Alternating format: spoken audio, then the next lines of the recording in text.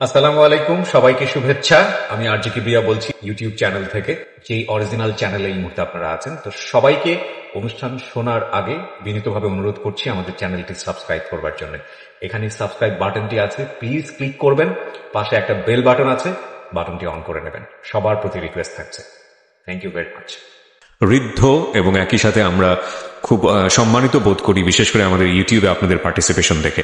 আমি বিনীতভাবে অনুরোধ করব, যারা এই অনুষ্ঠানটি এই মুহূর্তে শুনছেন কিংবা এখন পর্যন্ত আমাদের ইউটিউবে সাবস্ক্রাইব করেননি, তাদেরকে আমাদের ইউটিউব চ্যানেলটিতে এসে সাবস্ক্রাইব করবার জন্য। কেন বলি, এতে আপনারই লাভ। লাভ এই কারণে যে অনেকেই হয়তোবা সময় মতো অনুষ্ঠানটা শুনতে পারেন না। সেক্ষেত্রে লাভটা হচ্ছে এটাই, যদি আপনি আমাদের ইউটিউব চ্যানেলটি সাবস্ক্রাইব করেন এবং করবার পরে যদি আপনি নোটিফিকেশনটা অন রাখেন, মানে সাবস্ক্রাইবের পাশেই দেখবেন যে বেল বাটনটি আছে, বেল বাটনটি যদি অন রাখেন, তাহলে এই যে অনুষ্ঠানটি আপনারা শুনছেন এই মুহূর্তে, সেটা আপলোড করবার সঙ্গে সঙ্গেই আপনি আপনার মোবাইলের নেট অন করার সঙ্গে সঙ্গে আপনি নোটিফিকেশন পেয়ে যাবেন যে নতুন একটি পর্ব সেখানে আপলোড করা হয়েছে, এবং সেটা আপনি আরামসে ওখান থেকে ডাউনলোড করতে পারবেন এবং শুনতেও পারবেন।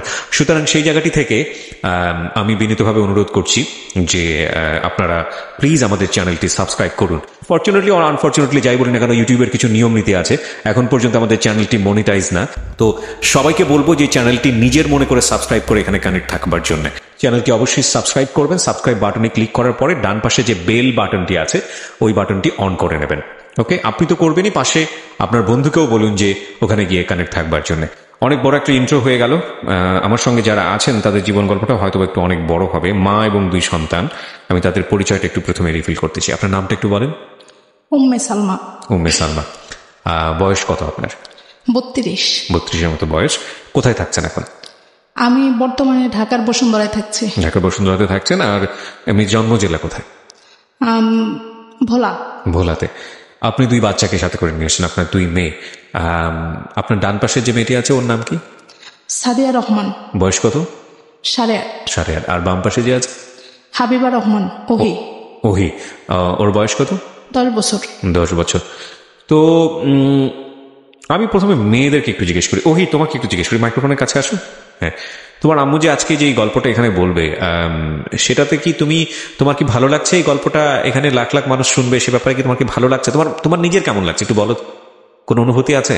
ভয় লাগছে, নার্ভাস লাগছে, বা কোনো একটা বিষয়? ভালো লাগছে না, তোমার মা বলে দিল বলে তুমি বললা না, কিন্তু তোমার নিজের অনুভূতিটা কি? মা জোর করে নিয়ে এসছে? জোর করে নিয়ে আসেনি। তোমার কিছু বলার আছে, তুমি আজকে বলবো আমাদেরকে কিছু ঘটনা, যদি জিজ্ঞেস করি আমরা। আমি প্রিয় শ্রোতা একটা বিষয় আপনাদেরকে বলে রাখি, যে আজকের এই গল্পটা একটু অন্যরকম হবে। অন্যরকম এই কারণে, মা তার 2 সন্তানকে নিয়ে এসছেন এখানে, এবং আমি প্রথমে তাকে ইন্সপায়ার করিনি যে আসলে তাদের এই গল্পটা এখানে বলা হোক। কিন্তু পরবর্তীতে তার নিজের ইচ্ছা এবং একটা সৎ চেষ্টা, বলা যেতে পারে দুটো বিষয়, একটা হচ্ছে নিজের ইচ্ছা এবং আরেকটা হচ্ছে সৎ চেষ্টা। এই দুটো প্রেক্ষাপটে আমরা তাকে বলার সুযোগ দিচ্ছি। এবং আজকের এই গল্পটা হয়তো বা অনেকেরই পারিবারিক জীবনকে আয়নার সামনে দাঁড়ালে যেরকম হয় না, নিজেকে দেখা যায়, তো এই গল্পের মধ্য দিয়ে হয়তো বা নিজেকে অনেকেই দেখতে পাবেন। ঠিক আছে, তো উম্মে সালমা বলছিলেন আপনার? জি, শুরু করুন। আমরা যেভাবে শুরু করি, আপনার যেহেতু শোনাই আছে আমাদের জীবন গল্প, আমরা একটু ছোটবেলা থেকেই জানতে চাই, যদিও আপনার সংসার জীবনের কাহিনীটাই বেশি মুখ্য এখানে, আপনার বেড়ে ওঠা বা ছোটবেলা থেকেই শুরু করি। আলহামদুলিল্লাহ, আমি অশেষ শুকরিয়া জানাচ্ছি আপনাদের এই অনুষ্ঠান। কিবরিয়া ভাইয়ের শো আমি ম্যাক্সিমাম সময় শুনি, বিভিন্ন ধরনের জীবন গল্প। জি। তো শুনে একটা সময় আমার মনে হলো যে আমার জীবন গল্পটাই এরকম একটা প্রেক্ষাপটে দাঁড়িয়েছে, যেটা এই প্ল্যাটফর্মে এসে আমি উপস্থাপন করা আমার উচিত আমার ব্যক্তি জীবনের জন্য। ওকে। তো আমাকে সুযোগ দেওয়ার জন্য আমি অশেষ শুকরিয়া জানাচ্ছি এবং আপনাদেরকে আন্তরিকভাবে অভিবাদন জানাচ্ছি। Thank you. বলুন। আমি আমার ছোটবেলা থেকে একটু বলি। নিশ্চয়ই। আমার জন্ম ভোলার চরপেশন উপজেলা। আমার বাবা একজন সৎ ব্যবসায়ী ছিলেন। তো বাবা অনেক রাগী একজন মানুষ। তো আমাদের ভোলা জেলায় একটা বন্যা হয়, তো বন্যাতে আমার দাদা বাড়ির অনেক কিছু ক্ষয়ক্ষতি হয়ে যায়, দাদারা একটু নিঃস্ব হয়ে যায়। তখন আমার বাবা যখন ক্লাস 10-এ পড়ে, 10 পড়া অবস্থাতেই আমার বাবা ব্যবসায় লেগে যায়। তখন আমার নানা ছিলেন প্রতাপশালী, মানে ব্যবসায়িক দিক থেকেও ভালো, দাপটের দিক থেকেও খুব একটা ভালো পরিবারের লোক সে। তো আমার নানা বড় ব্যবসায়ী ছিলেন, সেই সুবাদে আমার বাবা আমার নানার কাছে ব্যবসায়িক কাজকর্মের জন্য আসতেন।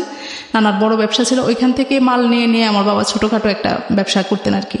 তো এরকম করে করে আমার মা যখন ক্লাস 6-এ পড়ে, আমার মা খুব সুন্দরী, আমার মা খালারা খুবই সুন্দরী, তা আমার বাবা দেখে পছন্দ করলো। তো করার পরে আমার নানাকে তার বন্ধু বান্ধব দিয়ে জানানো হয়েছে যে এরকম আমি তাকে বিয়ে করতে চাই। তো যাই হোক, নানা রাজি হলো।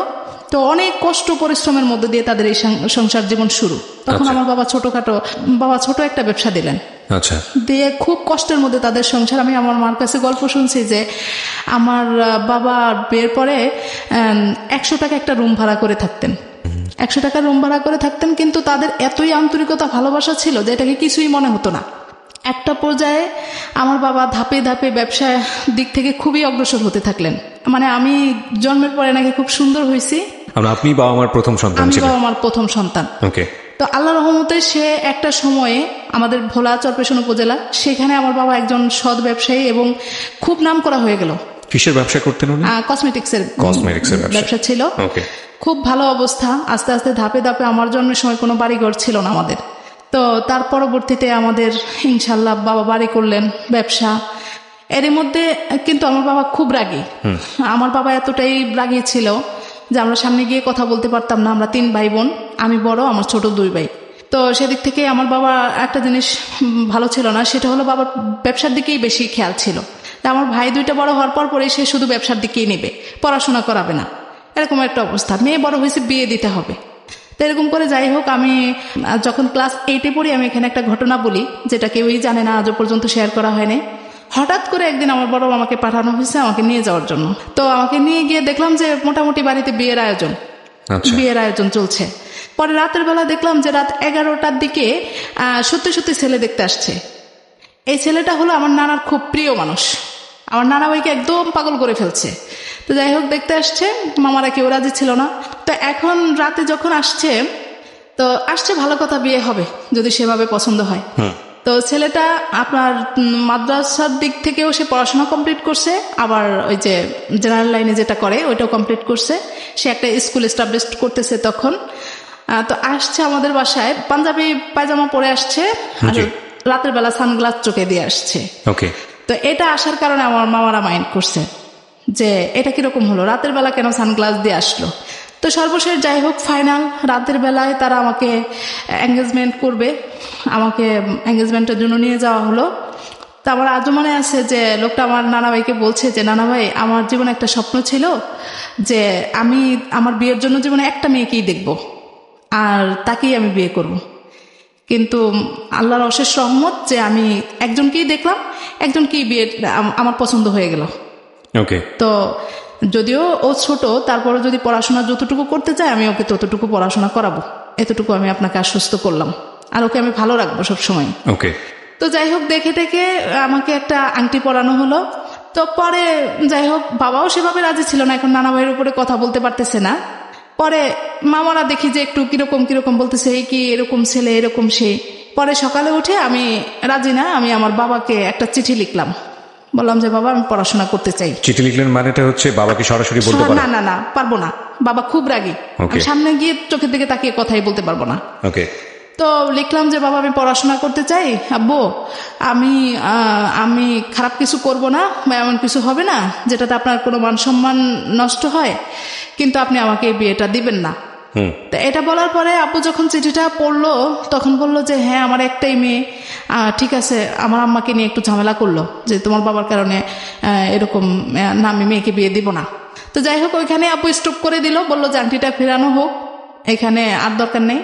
পরে কিবরিয়া ভাই যেটা হলো, ছেলেটা এতটাই পাগল ছিল যে 2টা বছর সেই ঘুরতেই থাকলো। এরকমও দেখা গেছে যে বাড়ির দরজায় এসে দাঁড়িয়ে থাকতো, 2 দিন পর পরে নানা ভাইকে পাঠাতো আমাদের বাসায়, বলতো যে একটু গিয়ে দেখেন একটু ম্যানেজ হয়েছে কিনা। পরে আমি ইন্টারমিডিয়েট পরীক্ষার 7-8 দিন আগে আমার বিয়ের কথাবার্তা চলছে, পরে 7 দিনের মধ্যেই আমার বিয়ের অ্যারেঞ্জ হয়ে গেল। তা আব্বু এই বিয়েটাতে তত বেশি একটা রাজি ছিল না। ছেলেটা কি করতো বা কি অবস্থা কিছু জানতেন? ছেলেটা তখন ঢাকায়, আমার বাবা জানলো যে ঢাকায় বড় চাকরি করে সে তখনকার সময় 30,000 টাকা বেতন পায়, এরকম কথা শুনছে। এবং ছেলের ঢাকায় জায়গা আছে কিন্তু এখনো বাড়ি করতে পারেনি। তো শোনানোর পরে আব্বু বলছে যে আর আমাদের ওইখানে একটা আছে যে দৌলতখার লোকজন আমাদের ভোলা জেলায় বেশি পছন্দ করে, তো সেদিক থেকে তারা ওইখানকারই লোকজন সবকিছু মিলে আব্বু রাজি হয়ে গেল। তা আব্বু জানে আমি একটু ভীতু মানুষ, তখন বলছে যে না, অনেক জোরজার করেই আমার শ্বশুরবাড়ির পক্ষ থেকে অনেক জোরজার করেই আর কি আব্বুকে ম্যানেজ করা হয়েছে। আব্বু বলছে যে আমার মেয়ে তো এরকম গ্রামে থাকতে পারবে না, এরকম কারেন্ট নেই, বাড়ির দরজাটাও ভালো ছিল না। পরে বলে যে না, আমার ছেলের বউ গ্রামে থাকবে না, ছেলেকে বিয়ে করাবো তার সাথে থাকার জন্য। আমার ছেলে ঢাকায় থাকতে একা রান্নাবান্না নিজে করে, সেই বউ তার সাথে থাকবে। তখন আমার আব্বু চিন্তা করলো যে যেহেতু মেয়েকে ঢাকায় নিয়ে যাবে অসুবিধা নেই। তো সব কিছু ঠিকঠাক হলো। আমি মিথ্যে বলবো না, আমার আব্বু আমাকে ডেকে জিজ্ঞেস করছে যে তুমি কি বলো। আমি বলছি আব্বু আপনি যেটা ভালো মনে করেন আমি সেটাই ভালো মনে করি, আমি কি বলবো। পরে যাক বিয়ে হলো। বিয়ে হওয়ার পরের থেকেই শুরু হলো এই আমাকে আমার শ্বশুরবাড়িতে নিয়ে যাওয়া হলো। কিছুদিন পরে আমাকে ঢাকায় পাঠানো হলো। আমার মেজো দেবরটা বাইরে চলে আপনার যখন বিয়ে হলো তখন আপনার বয়স কত? তখন আমার 18 হয়ে গেছে। পড়াশোনা করছিলেন সেই সময়টাতে নাকি একদম বাড়িতে বসা? না, আমি ওই যে ইন্টারমিডিয়েট পরীক্ষা দিব আর কি এই সময়টাতে। হ্যাঁ, ওই সময় ছেলের ঢাকায় বাড়ির জায়গা ছিল কিন্তু বাড়ি করেনি, আর একটা জব করে 30,000 টাকার মতো বেতন পায়। কত সালের ঘটনা এটা? এটা হলো 2004 সালের ঘটনা। ওকে, ফাইন। তারপর পরে যাই হোক আমাকে নিয়ে আসা হলো। খুব আদর যত্ন আমার শ্বশুরবাড়িতে, খুবই ভালো, খুব ভালো। এখন কিছুদিন পরে দেখা গেল যে এতটাই আদর করতেছে আমার শাশুড়ি যে একেবারে খাবারটা সামনে নিয়ে দিতেছে, এবং ভালো লাগতো আমাদের বাড়ির থেকে এই বাড়িতে ভালো লাগতো, এরকম অবস্থা। তো আমি আমার শ্বশুরবাড়িতেই থাকতে চাইতাম বেশি। কিছুদিন পরে আমাকে ঢাকায় পাঠানো হলো। কিবরিয়া ভাই, আমার হলো কি, আমার আব্বু যেহেতু এরকম ছিল, আমি হঠাৎ করে বিয়ের পর আমি যখন ঢাকায় আসি তখন দেখি যে না, এত স্বাধীন জীবন, আমি তো এরকম স্বাধীনতা পাইনি কখনো। জি। এখন যখন ঢাকায় আসছি দেখলাম যে না, খুব শান্তি। তো এখানে একটু ঘোরাফেরা করতেছি, নিয়ে যাইতেছি এক এক জায়গায়, ভালো। এখন আর আমি ঢাকায় থাকার চিন্তা ভাবনা। ওকে। তো ছুটিতে গিয়ে আমি ইন্টারমিডিয়েট পরীক্ষা দিয়ে আবার ঢাকায় চলে আসলাম। নিয়ে আসতেছে আবার আমার শ্বশুরবাড়ি থেকেই আমাকে পাঠানো হচ্ছে যে যাও থাকো, এরকম। ওকে। তো এরকম করে করে আমি ইন্টারমিডিয়েট পাস করলাম। এসে আপনি শ্বশুরবাড়িতে আসার পরেও লেখাপড়া করার সুযোগ পেলেন? হ্যাঁ, পরীক্ষাটা সামনে ছিল বলে সুযোগটা দেওয়া হলো। ওকে। তো রেজাল্টের পরে আমি ঢাকায় চলে আসি। এখন আমার চিন্তা ভাবনা হলো যে আমি ঢাকায় পড়াশোনা করব। আমাদের এই বিয়েটা কি তাহলে আমরা অ্যারেঞ্জ ম্যারেজই বলতে পারি? জি জি জি। ওকে। আমি বিয়ের আগে আমার হাজবেন্ডকে দেখিনি, আর সেও আমাকে দেখেনি। আচ্ছা। একদম সম্পূর্ণ গার্ডিয়ানরা যেভাবে বলা হয়েছে সেও, আমি না শুধু, সেও ওইভাবেই আমাকে দেখেনি। আজকের এই জীবন গল্পটা একটা সাংসারিক পারিবারিক জীবন গল্প। আমি প্রথমেই বলে নিয়েছিলাম যে আজকের এই জীবন গল্প, এই ভদ্রমহিলা যখন আমাদের স্টুডিওতে আসেন তখন আমি বলেছিলাম যে দেখুন, আপনি গল্পটা না বলাটাই ভালো, কারণ লাখ লাখ মানুষ আপনাকে আপনার পরিবারের গল্পটা জানতে যাবে বা সবাই এটা জানবে। এটা আমার ব্যক্তিগত জায়গা থেকে আমি মনে করি না বলাটাই ভালো। কিন্তু আমরা থেকে যখন চিন্তা করবো একটা ভালো গল্প যখন আমরা পাবো, ইন্টারেস্টিং, আমাদের লিসনাররা যেটা বলে গল্পটা ইন্টারেস্টেড না, অনেকেই কমেন্টস করে, সেই জায়গা থেকে লুফে নেওয়ার মতো গল্প। কিন্তু আমি তাকে উৎসাহিত করিনি। তার পরবর্তীতে উনি আমাকে বেশ কিছু কথা বলেছেন, যে জায়গাটা থেকে আমার কাছে মনে হয়েছে যে বিষয়টাকে আসলে এভাবে না নিয়ে যদি পজিটিভলি নেওয়া যায় তাহলে হয়তো বা ওনার জন্য উপকার হতেও পারে। 2-3টা জায়গা থেকে, সেই জায়গাটা আমি একেবারে অনুষ্ঠানের শেষে গিয়ে বলবো। তো ভালো, আমাদের দুজনের মধ্যে আন্তরিকতা, সবকিছু ভালো চলছে। ঢাকায় এসে ও তখন একটা ব্যাচেলর রুমে থাকতো। প্রথমবার এসে দেখলাম, 16-17 দিন ছিলাম। তারপরে আমি বাড়িতে গিয়ে বললাম যে এভাবে তো থাকা যায় না, তো একটা বাসা নেওয়ার জন্য। বাসা নিল। বাসাটা আপনার ওয়াশরুম বাহিরে ছিল, রান্নাঘরটা বাহিরে ছিল। তারপরও কেন জানি মনে হতো যে এটাই মনে হয় অনেক শান্তি, এরকম একটা অবস্থা। তো এখানে এসে ও খুব ইন্টারেস্ট ছিল, তখন আমাকে পড়াশোনা করাবে, কলেজে ভর্তি করালো, সবকিছুই ঠিকঠাক চলছে। এরকম করতে করতে হঠাৎ করে 1 বছর শেষে আমি অসুস্থ হয়ে যাই। আমার পেটে টিউমার ধরা পড়লো। হ্যাঁ, পেটে টিউমার ধরা পড়লো। শেষ পর্যন্ত আমাকে অপারেশন করানো লাগলো। তো এই অপারেশনটাকে কেন্দ্র করে, আসলে আমার পেটে টিউমার ছিল, কিন্তু আমার শ্বশুরবাড়িতে অন্যরকম একটা চিন্তা ভাবনা করছে যে অপারেশন হয়েছে আর বাচ্চা কাচ্চা হবে না, এরকম ঝামেলা হবে। তো তখন থেকেই তারা মূলত তাদের ছেলেকে কিভাবে কি করবে, আরেকটা বিয়ে দিতে হবে কিনা, বা ঘটনার পর থেকেই অল্টারনেটিভ একটা চিন্তা ভাবনা শুরু হয়ে গেছে। আচ্ছা, এটা একদম প্রমাণিত কথা। আমার শ্বশুরবাড়িতে বেশ কিছু কথাবার্তা হচ্ছে। ননদরা এসে ঘরে কান্নাকাটি করতেছে, বলে যে অমুক বাড়িতে গেলাম, আলাপ আলোচনা করলো যে তোমাদের বউর তো আর বাচ্চা কাচ্চা হবে না, এরকম।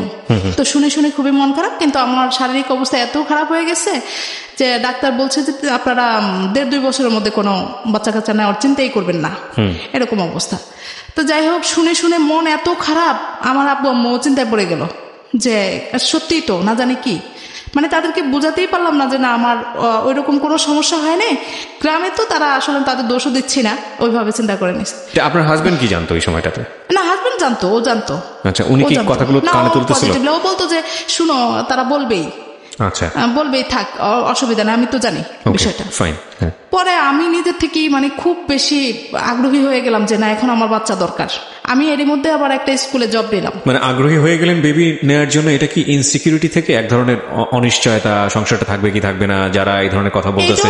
এটাও ছিল, ইনসিকিউরিটি ছিল। কারণ হলো যে আবার শ্বশুর বাড়িতে গেলে শাশুড়ি খুব কান্নাকাটি করতেন যে বাচ্চা হবে না, বাচ্চা হবে না, সে ননদরা মুখ কালো করে থাকতে। তো এরকম দেখে দেখে আমার খুব আগ্রহী।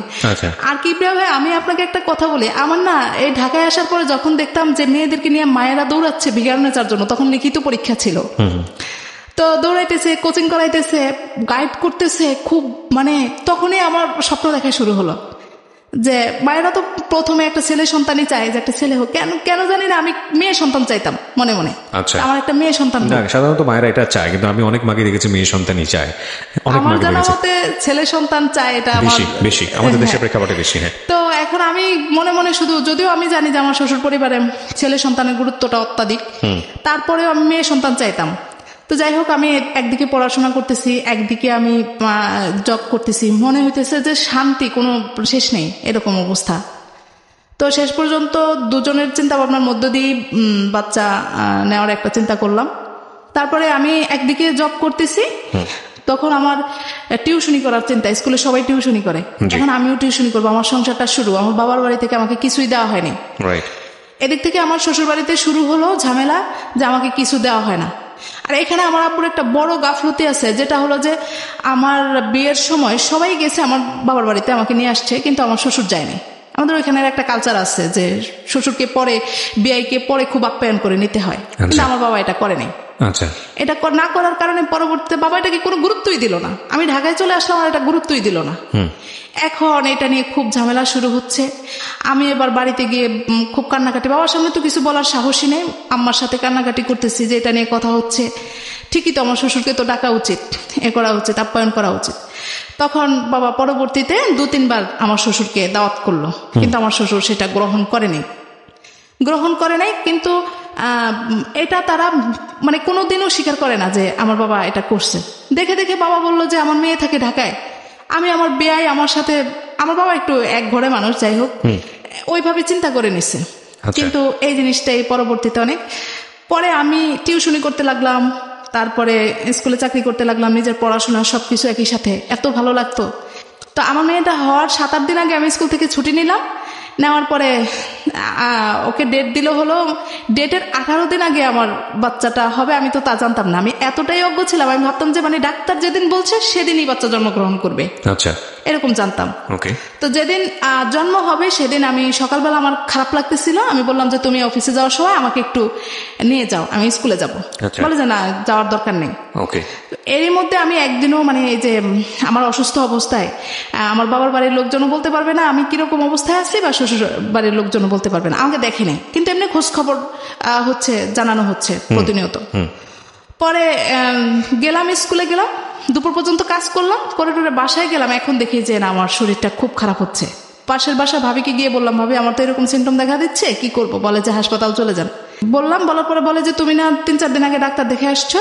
আমি বলে যে না, ওই বাসা ভাবি বলছে আমাকে ডাক্তারের কাছে যেতে হবে।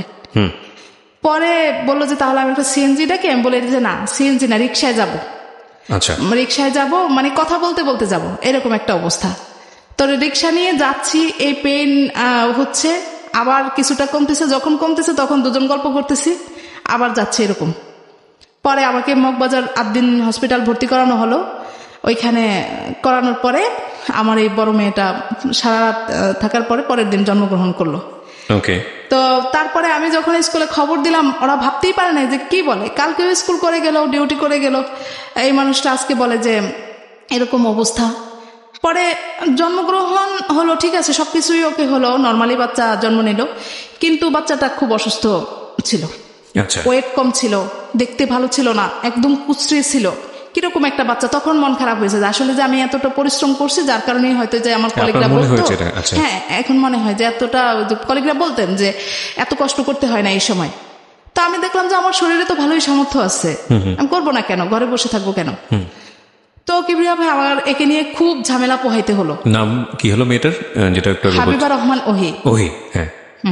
তো ওকে নিয়ে আমার খুব ঝামেলা, সুস্থ ছিল না, খুব খারাপ অবস্থা। পরে হওয়ার পরে আমাদের বাড়ি থেকে আম্মা আসলো, মামিরা সবাই আসলো, আমার শ্বশুর আসছেন, এসে খুব প্রথম আপনি বেশ সবাই খুব খুশি। জি। পরে আমাকে 18 দিন পরে, ওর 18 দিন বয়সে আমি আমার বাবার বাড়িতে যাই। প্রথমে শ্বশুর বাড়িতে যাই, সেখান থেকে কিছুদিন থেকে আমার বাবার বাড়িতে যাই। আচ্ছা। তো এখন বাচ্চাটা অসুস্থ জন্য আমাকে আমার আম্মা ঢাকায় আসতে দিল না। তো 3.5 মাস বয়সে আমি আবার ঢাকায় চলে আসি। তখন বাচ্চাটা একটু ফুরফুরে হয়েছে, বাবা মার কাছে ছিলাম, খুব যত্ন আদি, ভালো একটু মোটামুটি, কিন্তু অসুখ তার লেগেই থাকে, একটার পর একটা একটার পর একটা। জি। তো এরই মধ্যে আমি যখন ঢাকায় চলে আসি, এখন আবার আমাকে স্কুল থেকে, আমি কিবরিয়া ভাই মানে ভালোই টিচিং দিতে পারতাম আর কি, যার কারণে তারা খোঁজ খবর নিচ্ছে। আর পরে গেলাম ওকে নিয়ে, এখন বলে যে না আপনি আবার স্কুলে জয়েন করেন। তা আমি বললাম যে না এত ছোট বাচ্চা নিয়ে কিভাবে কি, বলে যে না এখানে খালারা আছে, ওকে দেখবে, আপনি আপনার কাজ করতে থাকেন, আপনাকে অনেক সুযোগ সুবিধা দেওয়া হবে, 11টা পর্যন্ত আপনি থাকবেন, এরকম। তো এরকম হয়েছে, আমার সংসারের দিক থেকেও আমার দরকার। আমি এখানে একটু বলে রাখি কিবরিয়া ভাই, কোনোদিনই আমি সংসারে এসে আমার সংসারটাকে ওইভাবে একদম ফুলফিল পাই নাই যে না মাস শেষে ঘর ভাড়াটা দিতে গেলে আমার কোনো কষ্ট হবে না। তো এখন দেখলাম যে না আমার সংসারে তো আমি কিছু না করা ছাড়া তো আমি নিশ্চিন্তে থাকতে পারবো না। তো আমি এই 3.5 মাসের বাচ্চাকে নিয়ে স্কুলে যাচ্ছি, এদিক দিয়ে আমার মন খারাপ। আমার দেবর ছিল আমার কাছে, আমার দেবর আমার বড় ভাইকে ডেকে বলতেছে যে ইস ভাই খুবই কষ্ট পেলাম, আমার ভাইয়ের যদি প্রথম বয়সে একটা ছেলে হতো, তাও আবার মেয়ে, আমার ভাইয়ের এমনি অবস্থা ভালো না, তারপর যদি একটা ছেলে হতো তাও আমরা একটু নিশ্চিত থাকতাম। মেয়ে সন্তান হলো, এই এখান থেকে শুরু হলো, মেয়ে সন্তান মেয়ে সন্তান। তাদের ছেলের জীবনে প্রথম একটা ছেলে হলো না, ভাইয়ের জীবনে প্রথম একটা ছেলে হলো না। এটা কে বলতো? পরিবারের সদস্যরা? পরিবারের, আমার শ্বশুর। ওরা তো দূরে থাকতো, ওরা এই ধরনের কথা বললেই কি বা যায় আসে? আমার দেবর থাকতো আমার কাছে, তখন দেবর আপনার সঙ্গে থাকতো। ওকে। তো অনুভূতিটা তো প্রকাশ হতো, এটাই হলো কথা, ফোনে বা বিভিন্ন ভাবে এরকম। বাড়ি যেতাম তখন, বাড়ি গেলেই দেখা যেত যে আমার শাশুড়ি কান্নাকাটি করতেছে যে এই আমার ছেলের জীবনে প্রথম একটা ছেলে হলো না, মেয়ে হলো, এরকম। আচ্ছা। তো পরে যাই হোক, এখন আমি এই বাচ্চাটাকে 3.5 মাসে নিয়ে আমি স্কুলে খালাদের কাছে দেই, খালারা 2টা বেঞ্চ একসাথে করে কাঁথা বিছাই দিয়ে ওকে শোয়ায় দেয়, আমি এদিকে ক্লাস করি, করে টোরে পরে বাকি কিছু খাতাপত্র থাকে এগুলা নিয়ে আমি ওকে রিক্সায় করে নিয়ে তারপরে বাসায় চলে যাই। ও রাতে যখন ওকে ঘুম পাড়াই, ঘুম পাড়ানোর পরে আমি স্কুলের কাজগুলা করি, করে পরের দিন সকালে আবার ওকে নিয়ে আমি স্কুলে আসি। এরকম করে করে আমার চলতে থাকে। তো চলতে থাকার পরে এরই মধ্যে ওর অবস্থাটা ভালো না, এখানে ইনকাম হচ্ছে না। এই তো আমার ছোট খালা থাকে ঢাকায়, উনি আমাকে একটা অফার করলো যে তোমার খালু তো বাহিরে লোক পাঠায়, তো ওকে পাঠাবে কিনা, জাপানের কথা বলছিল তখন। আমি আসলে কিবরিয়া ভাই এখন যতটা বুঝি তখন বুঝতাম না, ভাবতাম যে যা বলে ওইটাই মনে হয় সঠিক। আর এদিকে আরেকটু বলি, আমাকে বিয়ের সময় বেশ গহনাগাটি দেওয়া হয়। ওই যে আমার মেজুদাবর সৌদিতে ছিল, আপনার গলার হার, হাতের চুড়ি টুড়ি বালা টালা এগুলা দেওয়া হয়। তো দেওয়া হলে পরে আমি আমার চিন্তা করলাম যে আমার অবস্থা তো খুব খারাপ, ঢাকায় থাকতে হলে আমাকে লাগবে। আমার আব্বুকে জানালাম, আব্বু বলছে যে ঠিক আছে, টাকা পয়সা লাগলে আমি দিব, দেখো জাপান যাওয়ার কোনো ব্যবস্থা করতে পারে কিনা। তা বললো যে, আমি জিজ্ঞেস করলাম এখন আপনাদের কি লাগবে, বলে যে 1 লাখ টাকা লাগবে। তা আমি আমার আব্বুর কাছ থেকে ওই 1 লাখ টাকা এনে তাদেরকে দিই। আচ্ছা। দেওয়ার পরে আমি জানি যে আমার হাজবেন্ড এই লাইনেই আছে, সে তো বুঝবে অন্তত। তাকে জিজ্ঞেস করলাম, সেও বলে যে না ঠিক আছে, হবে হয়তো। দিয়ে রাখলাম। কিবরিয়া ভাই এখানে আমি প্রথম যে আমার ঢাকার শহরের যে কিছু জিনিস বুঝে আমি এখান থেকে শুরু করি। পাসপোর্টটা নিয়ে ফেলানোই ছিল, কোনো প্রসেস করার জন্য দেওয়া হয়নি। আমি তো আশায় থাকতেছি। এখন আমার হাজবেন্ড বলতেছে যে আমি তো বাহিরে গেলে দেখা গেছে যে 5-6 বছর একটা না থাকা লাগবে, আপনাদের আরেকটা সন্তান নেওয়া উচিত, পরপর হয়ে গেলে আমাদের পরবর্তীতে আর ঝামেলা হবে না। এটা কে বলছে? আমার হাজবেন্ড বলতেছে। ওকে। তা আমিও চিন্তা করে দেখলাম যে না ঠিকই তো, ও যখন থাকবে না তখন আমি কি করব। আমার এই ফাঁকে আমি বাচ্চা যদি আরেকটা সন্তান আল্লাহ পাক দেয় তাহলে আমি দুজনকে একসাথে বড় করে ফেলি। তো দুজনের চিন্তাধারার মধ্য দিয়ে আমি আবার বাচ্চা নেওয়ার চিন্তা করলাম। আমার বড় মেয়ের যখন 1 বছর বয়স তখন আমি আবার কনসেপ্ট করি। তো ভালো কাটতেছে। আমি তো জানি যে ওদিক থেকে খোঁজখবর নিচ্ছি প্রতিনিয়ত, বলে যে হ্যাঁ অমুক প্রসেস হচ্ছে, তোমরা টাকা পয়সা গুছাও, এই করো সেই করো। তো আমাকে যে গহনাগুলো দেওয়া হলো, এখানে বড় 2টা গহনা ছিল, একটা গলার হার আর হাতের 2টা বালা। আচ্ছা, কোনো না কোনো ভাবে প্রসেস করে আমার ননদরা ওই চুড়ি 2টা নিয়ে গেল। জি, নিয়ে গেল, আমার কাছে বালাটা থাকলো আর টুকটাক জিনিসপত্রগুলো থাকলো। ওকে। তো এখন আমি আমার মূল টাকা নাই, কোনো গচ্ছিত টাকা পয়সা নাই, আমি আমার আব্বুর থেকে নিয়ে আসবো, আর আমার এই গহনাটুকুই আছে। ওকে, এই গহনাটুকু আমি আমার ছোট খালার কাছে রাখলাম, বললাম যে যখন প্রসেস হয় তখন আপনারা এইভাবে আপনারা এটা বিক্রি টিক্রি করে দিয়ে তারপরে যতটুকু দেখেন কতটুকু হয়। আচ্ছা, এই করে, কিন্তু আমি তো জানতামই না যে আমার পাসপোর্ট ড্রয়ারেই পড়ে আছে, তারা কোনো প্রসেস করছে না। আচ্ছা, হ্যাঁ, তো বলতেছে যে টাকা পয়সা অ্যারেঞ্জ করো, এই করো, কিছুদিনের মধ্যেই হয়ে যাবে। আমি খুব উৎসাহী, এদিক দিয়ে আমি তো অসুস্থ, আমার বাচ্চাটা বড় হচ্ছে আস্তে আস্তে। এখন এই বাচ্চাটা ও ছোট, খুব ঝামেলা হচ্ছে। তখন আমি আমার হাজবেন্ডকে বললাম যে তুমি যে এখানে যে কাজগুলো করতেছো এগুলো ক্লোজ করো, কারণ তুমি যখন চলে যাবে তোমার এই পেশাটা তো ভালো না। দেখা গেল যে তুমি চলে যাবে, লোকজন এসে আমাকে একটা পাকড়াও করবে, বলবে যে আপনার হাজবেন্ডের কাছে এত টাকা পয়সা পেতাম, এটা সেটা। আচ্ছা, একটা পর্যায়ে আমার কথা শুনে শুনে আমার হাজবেন্ড একদম মানে বেকার হয়ে যায়। আচ্ছা, তখনও যাওয়া হয়নি বা এরকম কোনো? না। ওকে। শেষ পর্যন্ত আমার গহনাগুলা তারা বিক্রি করলো, করার পরে টাকা পয়সা এদিকে শেষ পর্যন্ত 4-5 মাস কি প্রায় বছর খানেক আমার ছোট বাচ্চাটার জন্ম হয়ে গেল। জন্মগ্রহণেরও কয়েকদিন পরে আমি শুনলাম যে না, আর হবে না। বলতে হবে না, বিদেশ যাওয়া হবে না, এটা প্রসেসিং হয় নাই। আচ্ছা। তো এখানে আমি আমার শ্বশুর বাড়িতে আরেকটা লাঞ্ছিত হয়ে গেলাম যে তোমার আত্মীয় স্বজনের কারণে আজকে এরকম দুরবস্থা, তারা পারবে বলে নিয়ে এরকম সেরকম কিছুই করলো না। ওকে। এখন আমার হাজবেন্ড খুব সহজ সরল মানুষ, আমি এটা অস্বীকার করব না। তখন একদম মানে কাজটা ছেড়ে দিয়ে কোন অবস্থা আমার, যে আমার ঘরে মানে চাল ডাল নুন তেলটা থাকতো কষ্ট হতো, কারণ ও কিছু করতেছে না, এরকম অবস্থা। আমার ছোট মেয়েটা আস্তে আস্তে একটু বড় হতে এত সুন্দর হয়েছে ও। এখন এখানে আরেকটু বলি, আমার হাজবেন্ড প্রথম মেয়েটা মেনে নিল, কিন্তু দ্বিতীয়বার সে কি স্বপ্ন দেখছে, তখন আমিও স্বপ্ন দেখছিলাম যে একটা ছেলে হোক। পরবর্তীতে হয় নাই, হাসপাতাল এরকম কিছু অবস্থা করছে, সে মানে নারাজ অবস্থা। হাসপাতালে কি করেছে? হাসপাতালে সে মানে উগ্র হয়ে গেছে, বলতেছে যে কেন হলো না, ছেলে হলো না। হ্যাঁ, আমি তো জানতাম ছেলেই হবে, কখনো তো আমাকে বলে নাই, কয়েকবার আল্ট্রাসাউন্ড করানো হয়েছে, সে তো আমাকে কখনোই বলে নাই। কে বলে নাই? আপনি বলেন নাই? আমি বলিনি। আসলে কি বলেন নাই? আসলে আমাকে জানানোই হয়নি। আমি কখনো ডাক্তারের কাছে জানতেই চাইতাম না, ভয়ে জানতেই চাইতাম না যে আমার কি ছেলে হবে না মেয়ে হবে। ওকে, ভয় কেন করতেন? যদি মেয়ে হয়? কেন করতাম যে আবার যদি মেয়ে হয়, এটা শুনলে যদি আমার শারীরিক অবস্থাটা খারাপ হয়ে যায়, এজন্য। পরে আমার আম্মা ছিল, আমার ছোট খালা ছিল, তারা দেখছে যে এরকম অবস্থা। পরের দিন আমার ছোট খালা হাসপাতালে এসে বলতেছে যে তুমি বাচ্চাটাকে বিক্রি করো, আচ্ছা, আমি তোমার বাচ্চাটাকে নিয়ে নিব। কি বলতেছে এটা? আমার ছোট খালা বলতেছে। আপনাকে? হ্যাঁ, আমাকে বলতেছে। আমি তখন বেডে শোয়া, পরের দিন এত সুন্দর হয়েছে ও। তো আপনাদের পারিবারিক আচরণ দেখে সেই প্রস্তাবটা দিয়েছে? এই প্রস্তাবটা দিয়েছে। আমি বললাম যে কেন? বলে যে তোমারও মন খারাপ, আর ওর বাবাকে যেরকম দেখলাম মনে হয় না সে মেয়ে দেখে খুশি। আসলে মেয়েরাই যে ভালো, আর আমাদের পরিবারে মেয়ে কম বলে আমাদের পরিবারে খুব চাহিদা মেয়ের। আমাদের পরিবারের সবাই খুব খুশি যে আমার পরপর 2টাই মেয়ে। এখন বলছে যে তোমার মেয়েটা এত সুন্দর হয়েছে, ওকে আমি নিয়ে নিব, তোমাকে আমি 3 লাখ টাকা দিয়ে দেই, তুমি মেয়েকে আমাকে দিয়ে দাও। তুমি একটু সুস্থ হলে তাকে জিজ্ঞেস করো, সে কি মেয়ে দেখে কি খুব বেশি নারাজ যদি হয়ে থাকে, আমি ওকে কিনে নিব, ওকে আমি মানুষ করব।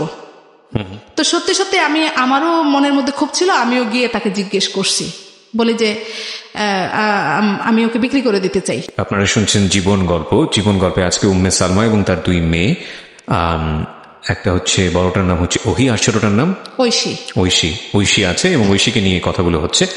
আমরা আবারও বলছি যে পুরোপুরি পারিবারিক একটা গল্প, কিন্তু গল্পটা এমন একটা জায়গায় গিয়ে ঠেকেছে যেখানে একটা অন্যরকম আবেদন আছে। আমাদের এই পারিবারিক জীবনে প্রতিনিয়ত আমরা বিভিন্ন সমস্যার মুখোমুখি হই। আমাদের পুরো জীবনটাই একটা সমস্যা নিয়ে একটা জার্নি। কখনো আমরা সেই সমস্যা থেকে উতরাতে পারি, কখনো আমরা সেই সমস্যা থেকে উতরাতে পারি না, আমাদের জীবনের মোড়টা অন্যদিকে ঘুরে যায়। এই জীবনের সবচাইতে বেশি অসুখী হওয়ার জন্যে আমার কাছে যেটা মনে হয়, একবারে নিজ অভিজ্ঞতা থেকে আপনাদের এই কথাটা বলছি, সবচাইতে অসুখী হওয়ার জন্য প্রধানতম উপাদান সেটা হচ্ছে আমি যাদেরকে চিনি তারা আমার চেয়ে এগিয়ে গেল, আমি তাদের কাছ থেকে অনেক বেশি পিছিয়ে থাকলাম। এই জিনিসটা আমাদেরকে যত বেশি অখুশি করে, আমার মনে হয় না যে আমাদেরকে এর চাইতে অন্যান্য কোনো উপাদান অনেক বেশি অখুশি করতে পারে। এবং একইভাবে এই জন্য হয়তো বা সৃষ্টিকর্তা আমাদেরকে বলেছেন যে তুমি কতটা সুখী, তুমি কতটা ভালো আছো সেটা বোঝার জন্য তোমার চেয়ে কতটা খারাপ আছে সেদিকে তুমি তাকাও, তাহলে দেখবে তোমার নিজের দুঃখগুলো অনেক হালকা হয়ে যাচ্ছে। ভাইস ভার্সা কিন্তু একটা আরেকটার একেবারে পরিবর্তক বা পরিপূরক। আর সবাইকে বলছি যে আপনারা চলে আসুন আমাদের ইউটিউব চ্যানেলটিতে, সাবস্ক্রাইব করে নোটিফিকেশন বেল বাটনটা অন করে দেবেন, তাহলে নোটিফিকেশন পেয়ে যাবেন আপনার মোবাইলে নেট অন করবার সঙ্গে সঙ্গে। কথা না বাড়ি উম্মে সালমা আপনার কাছে আবারও ফিরছি। জি, তো আপনি রাগ করে একসময় বলেই ফেললেন আপনার হাজবেন্ডকে যে ঐশীকে আপনি বিক্রি করে দিতে চান। জি, তারপর পরে বললো যে কেন আমি আমার মেয়েকে বিক্রি করবে কেন? আমি বললাম যে তুমি তো মনে হয় খুশি না। মনে হয় কি তুমি আসলেই খুশি না? আমি এতদিন জানতাম যে তোমার পরিবারের সবাই খুশি না, কিন্তু এখন বুঝতে পারলাম যে তুমি খুশি না। পরে আমাকে বুঝিয়ে বললো যে না, আসলে আমার খুব আশা ছিল, একটা ছেলে দরকার, একটা ছেলে হলে তো আমাদের আর চিন্তা ভাবনা থাকতো না। যাই হোক, এগুলা মনে কোনো কষ্ট নিও না, আল্লাহ যা দিছে তা নিয়ে আমরা থাকবো। পরবর্তীতে আমি এখান থেকে সান্ত্বনা যে না, আমাকে আমার হাজবেন্ড বুঝিয়ে বলছে, বাস এটুকুই। কিন্তু আমি যতবারই আমার মেয়েদেরকে নিয়ে বাড়িতে যেতাম, আমার শাশুড়ি ততবারই কান্নাকাটি করতেন। পরপর 2টা মেয়ে, প্রথমবার তো ছিলই, এখন আরো বেশি। আমার ছোট ননদ বলতো যে মেয়ে বাচ্চা আমার একদমই পছন্দ না। এই দিকগুলো দেখে দেখে আমারও নিজেরও এখন কেন জানি মেয়েদের প্রতি একটা এক ধরনের প্রতিবাদ করতেন না যে না কিছুই করতাম না, কিছু বলতেন না। এখন আমার মন থেকে কেন জানি একটা আমারও অনীহা চলে আসছে ওই সময়টাতে যে না, মেয়ে বাচ্চা আসলে ছেলে দরকার। তারপরে যাই হোক, আমি ঢাকায় আসলে মোটামুটি আবার ঠিক হয়ে যাই। আচ্ছা, বাড়িতে গেলেই সমস্যাগুলো হয়, কিন্তু ঢাকায় আসলে ঠিক হয়ে যায়। এর মধ্যে যখন আমার হাজবেন্ড পুরোপুরি একদম বেকারের মতো অবস্থা, হালকা পাতলা কিছু করে, তখন আস্তে আস্তে প্রকাশ পেতে শুরু করলো। আমরা একটা বড় বাসা নিলাম, মানে 2 বাচ্চা হয়ে গেছে, এখন একটু বড় ফ্ল্যাট নিলাম, আগে ছোট বাসায় ছিলাম। তো আমাকে একটা জিনিস একটু বলেন, মানে আমার মাথায় আসছে না, যেহেতু আপনার হাজবেন্ডের কোনো ইনকাম নাই, আপনাদেরও 2 বাচ্চা হয়ে গেছে, খুব স্বভাবতই একটু বড় বাসা দরকার, কিন্তু যখন একটা বড় বাসায় যাচ্ছেন তখন একটু চিন্তা ভাবনা করার দরকার না যে পয়সাটা কোত্থেকে আসবে? জি, আমার ছোট ভাইটা তখন আমার সাথে ছিল। তখন ভাইকে বলছি, ভাই তুই আমার সাথে ছিল বলতে অন্য জায়গায় থাকতো। ভাইকে বলছি, ভাই তুই আমার সাথে থাক, আমার সাথে থেকে আমাকে কিছু দে। এখানে থাকলে হয় কি বাসাটা একটু বড় হলো, ভাই তো আর সবসময় থাকবে না সারাদিন, এরকম একটা চিন্তা ভাবনা। আর আমি টিউশনি বাড়িয়ে দিলাম, স্কুল করতে লাগলাম। আচ্ছা, এরকম অবস্থা। আর ওকে বললাম যে তুমি টুকটাক কিছু করো। আচ্ছা, তো খুব কষ্টের মধ্যে বাসা ভাড়াটাই দে, কিন্তু খাওয়া দাওয়া খুবই কষ্ট, এরকম করে দিন যেতেছে। এখন এই থেকেই আমাদের সংসারে অশান্তি শুরু। মানে আমিও সহ্য করতে পারি না যে আমার ইনকামটা কেন, আমার টাকাটা আমি জমাবো, এই করবো সেই করবো, কেন সংসারে খরচ করি, তুমি কেন ভালো কিছু করতে পারতেছো না?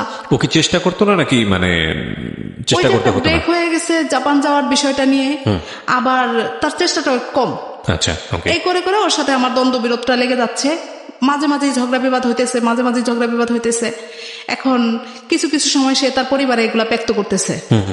ব্যক্ত করার কারণে এই আমার শ্বশুর শাশুড়ি এখান থেকেই শুরু করে, তোমার পরিবার বাড়িতে পাঠিয়ে দাও। মানে বিষয়টা হচ্ছে ঢাকা থেকে থাকার, যেহেতু তুমি এফোর্ড করতে পারছো না, সুতরাং ঢাকা থেকে তুমি ওকে গ্রামের বাড়িতে পাঠিয়ে দাও। এখন আমার কথা হলো যে আমি যাবো না, আমি আমার মেয়েদেরকে আমি ঢাকায় পড়াবো, যত কষ্টই হোক না কেন, আমি আরো বেশি কষ্ট করবো। তখন আপনার মেয়েরা কোথাও পড়াশোনা করে না? না, ছোট। আচ্ছা। তো দেখতে দেখতে আমার বড় মেয়েটা যখন 5 বছর বয়স, ওকে আমি অন্য কোনো স্কুলে দিই না, আমি যে স্কুলে ছিলাম আসা যাওয়া করতো আর কি। খুব ইন্টারেস্ট, আমি তো আগের থেকেই আমার ফিগার অনুসারে কবে মেয়ে বড় হবে আমি পারি না যে টেনে হিস্ট্রি বড় করি। আচ্ছা। 5 বছর বয়স যখন হলো, নার্সারিটা কোনো রকম পড়ছে, তখন আমি ওকে ট্রায়াল দেওয়াইলাম। হ্যাঁ, ফিগারনেসের প্রতি আপনার এতটা শখ কেন? মানে ওই যে ফিগারনেসটা গার্লস স্কুল, অনেক স্টুডেন্ট, তারপরে ভালো লাগতো পড়াশোনাটা। আমি বিগত বছরগুলাতে আমি প্রশ্নপত্রগুলো একটু গাইডের পিছনে দেখে দেখে আমার কেন জানি না এটা একটা ফিগারনেসের প্রতি একটা আলাদা যোগ ছিল। তা এখন আমি মেয়েকে পরীক্ষা দেওয়ালাম, তখন পরীক্ষাও ছিল, লটারিও ছিল। আচ্ছা। এখন পরীক্ষা দেওয়া দেখলাম যে না, সে পরীক্ষায় আসছে, রেজাল্ট আসছে। এরই মধ্যে আমার কথা হলো এবছর আমার ফিগারনেস না হলে আমি ভালো একটা স্কুলে দিবই আমার মেয়েকে। আচ্ছা। আমি করলাম কি, ওকে ন্যাশনাল আইডিয়াল স্কুলটা তো পরীক্ষা দেওয়ালাম। এখানে বাছাইতে আসলো, কিন্তু লটারির ডেট দিল পরে। এরই মধ্যে আমি ন্যাশনাল আইডিয়ালে পরীক্ষা দেওয়ার পরে মেয়ে এখানেও টিকে গেছে। তো টিকে যাওয়ার পরে এখন আমি তো ওর বাবাকে বলতেছি যে লটারিতে আসবে না ওইখানে, আমাদের এত ভালো ভাগ্য নাই, তুমি মেয়েকে এখানে ভর্তি করে দাও। তো ন্যাশনাল আইডিয়ালে আবার খরচটা বেশি। তা এখন বলতেছে যে না, আমার কেন জানি মনে হয় ও এখানে টিকে যাবে। আমি বলি যে না, লটারির উপরে তুমি করে থেকো না, এখানে 3 দিন সময় দিচ্ছে, তুমি ভর্তি করো। এটা নিয়ে একটা পর্যায়ে আমি একবারে খাওয়া দাওয়া বন্ধ করে দিই রাগ করে। তুমি আমার মেয়েকে পড়াইতে চাও না? বলে যে না, আমার কেন জানি মনে হয় ও টিকে যাবে। তো যেদিন রেজাল্ট হবে সেদিন সকালবেলা শীত, অনেক ঘন কুয়াশা। তো আমি ফজর নামাজ পড়ে শুয়ে আছি, সে দেখে যে রেডি যাবে রেজাল্ট আনতে। আর বলে যে শুধু শুধু মেইন ব্রাঞ্চে দেয় রেজাল্টটা। তো এখানে কিবরিয়া ভাই আপনি জানেন কিনা আমি জানি না, যে ওইখানে নাকি বাংলাদেশ ব্যাংক থেকে নাকি কি কি খুব একটা সুন্দর সিস্টেম নাকি করে। আমি আর যাইনি, ওর বাবা গেল, গিয়ে পরে আপনার খবর দিল যে না মেয়ে হয়ে গেছে। ওই দিনটা যে মানে কিরকম কাটছে আমার জীবনে মনে হয় একটা অত্যাধিক বড় পাওয়া। রেজাল্ট এবং লটারি দুইটা টিকে গেল, বাচ্চাটা ছোট, আমি প্রথমবারই তাকে পরীক্ষা দেওয়ালাম, অন্যরকম একটা অনুভূতি। আচ্ছা, এখন ওর বাবা এতটাই আনন্দিত হয়েছে ওইখানে, আমাকে খবর দিল মানে খুশিতে। আর ওই দিনের অনুভূতি এখন আর প্রকাশ করা যাবে না, অনেক বড় একটা অনুভূতি। আমি বলছি যে ওকে জড়ায় ধরে বলতেছি যে ওহি তোদের সংসারে আমি এই এত বছর একটা বড় একটা মানে কিছু পেলাম, অনেক খুশি আজকে আমি। আমার মনে হয় একটা মাস শুধু হাওয়ায় হাওয়ায় আমি উড়ে বেড়াইছি, এরকম একটা অবস্থা। তো ভর্তি করালাম মেয়েকে, মেয়ে 1 কমপ্লিট করলো। 1 বছরটা ভালো, খুব ভালো কাটতেছে। বাবারও খুব আগ্রহ, আমারও। আমি ওকে পড়ানোর জন্য দেখা গেছে টিউশনি করি রাতে 11টা পর্যন্ত, স্কুল করি, তারপরে আমার মেয়েটাকে আমি পড়াইতেছি। পরের বছর আমার ছোট মেয়েটা খুবই ছোট, ওটা এখনো স্কুল কোথাও দেই নেই, পড়াশোনা এখনো হাতে দেই নেই, নিজে নিজে একটু একটু পড়ে। পরে আমার আবার নেশা, ওকে আমি দেওয়াই, দেখি বোনের কোটায় আসে নাকি, যদি হয়ে যায় তাহলে আমি ওকে 2 বছর রেখে দিব, কারণ লটারিতে আসবে এমন তো কোনো গ্যারান্টি নেই। পরের বছর আবার আমি ওকে পরীক্ষা দেওয়া। সবাই না করলো, বললো যে না এত ছোট বাবুটাকে দেওয়ার কোনো দরকার নেই। আমি না, দেখি ও একটু ঘুরে আসুক। ছোট মেয়েটা ও খালি আমাকে ছাড়ে না, দেখি ও পরীক্ষার ভিতরে ও যেতে পারে নাকি, আমি একটু দেখি, আসবে যে এরকম কোনো কথা নেই। পরে আমি ওকে আবার পরীক্ষা দেওয়ালাম, দেখি সেও দেখি যে বাসাইতে চলে আসছে রেজাল্ট। মানে দুজনেই খুব মেরিটোরিয়াস ছিল। হ্যাঁ, মোটামুটি। তো এখন তাও রেজাল্ট দিয়ে এখন ওর বাবা বলছে যে আমি বাড়ি যাবো ডিসেম্বরে। বলে যে না তুমি বাড়ি যাও না, ওর রেজাল্ট দেবে। আমি বলি না, ওইসব রেজাল্টের জন্য থেকে লাভ নেই, আমি ঘুরে আসি, ও টিকবে না, ও আসবে না লটারিতে। আমি চলে গেলাম 19 তারিখে, 20 তারিখে লটারি হচ্ছে ঢাকায়। তো এখানে মজার একটা বিষয় আমি একটু উল্লেখই করি, আমার কাছে ভালো লাগার বিষয়টা আমার জীবনের জন্য। বাড়ি গেছি, আমি সকালে গিয়ে ভোলায় পৌঁছালাম। তো আমাকে বলতেছে যে আমি রেজাল্ট আনতে যাচ্ছি। আমি বলছি যে শুধু শুধু কি দরকার, রেজাল্ট তো পরে জানাই যাবে, কারণ আমি যাব। রেডি হয়ে গেছে।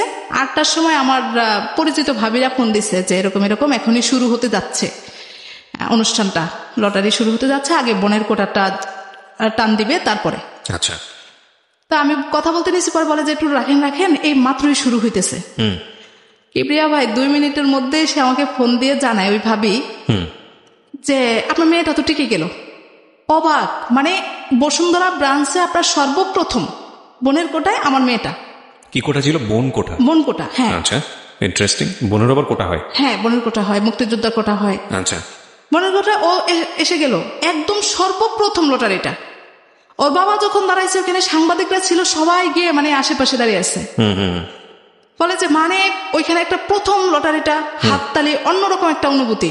আচ্ছা, সবাই ফোন দিয়ে বলতেছে যে আমি তো অবাক, কি করে হয়, এটা প্রথমেই হলো, আর আমি তো এটা কল্পনাই করিনি। লাগ ভালো ছিল এরকম করে পরে আমি যাই হোক ওকে ঢাকায় নিয়ে আসলাম, এসে ভর্তি করালাম। খুবই ছোট, কিন্তু এমনি ওর আবার একটু ম্যারিট ভালো, চেষ্টা করলে খুব ভালো পারে। ভর্তি করালাম এখন 2 জন।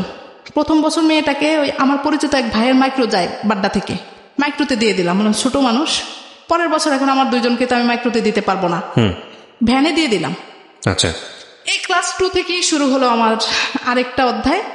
আমার শ্বশুর শাশুড়ি বলতেছে মেয়ে মানুষ কেন ঢাকায় পড়াতে হবে, বিগারুনেসার পড়ানোর মানেই হলো যে প্রচুর টাকা খরচ।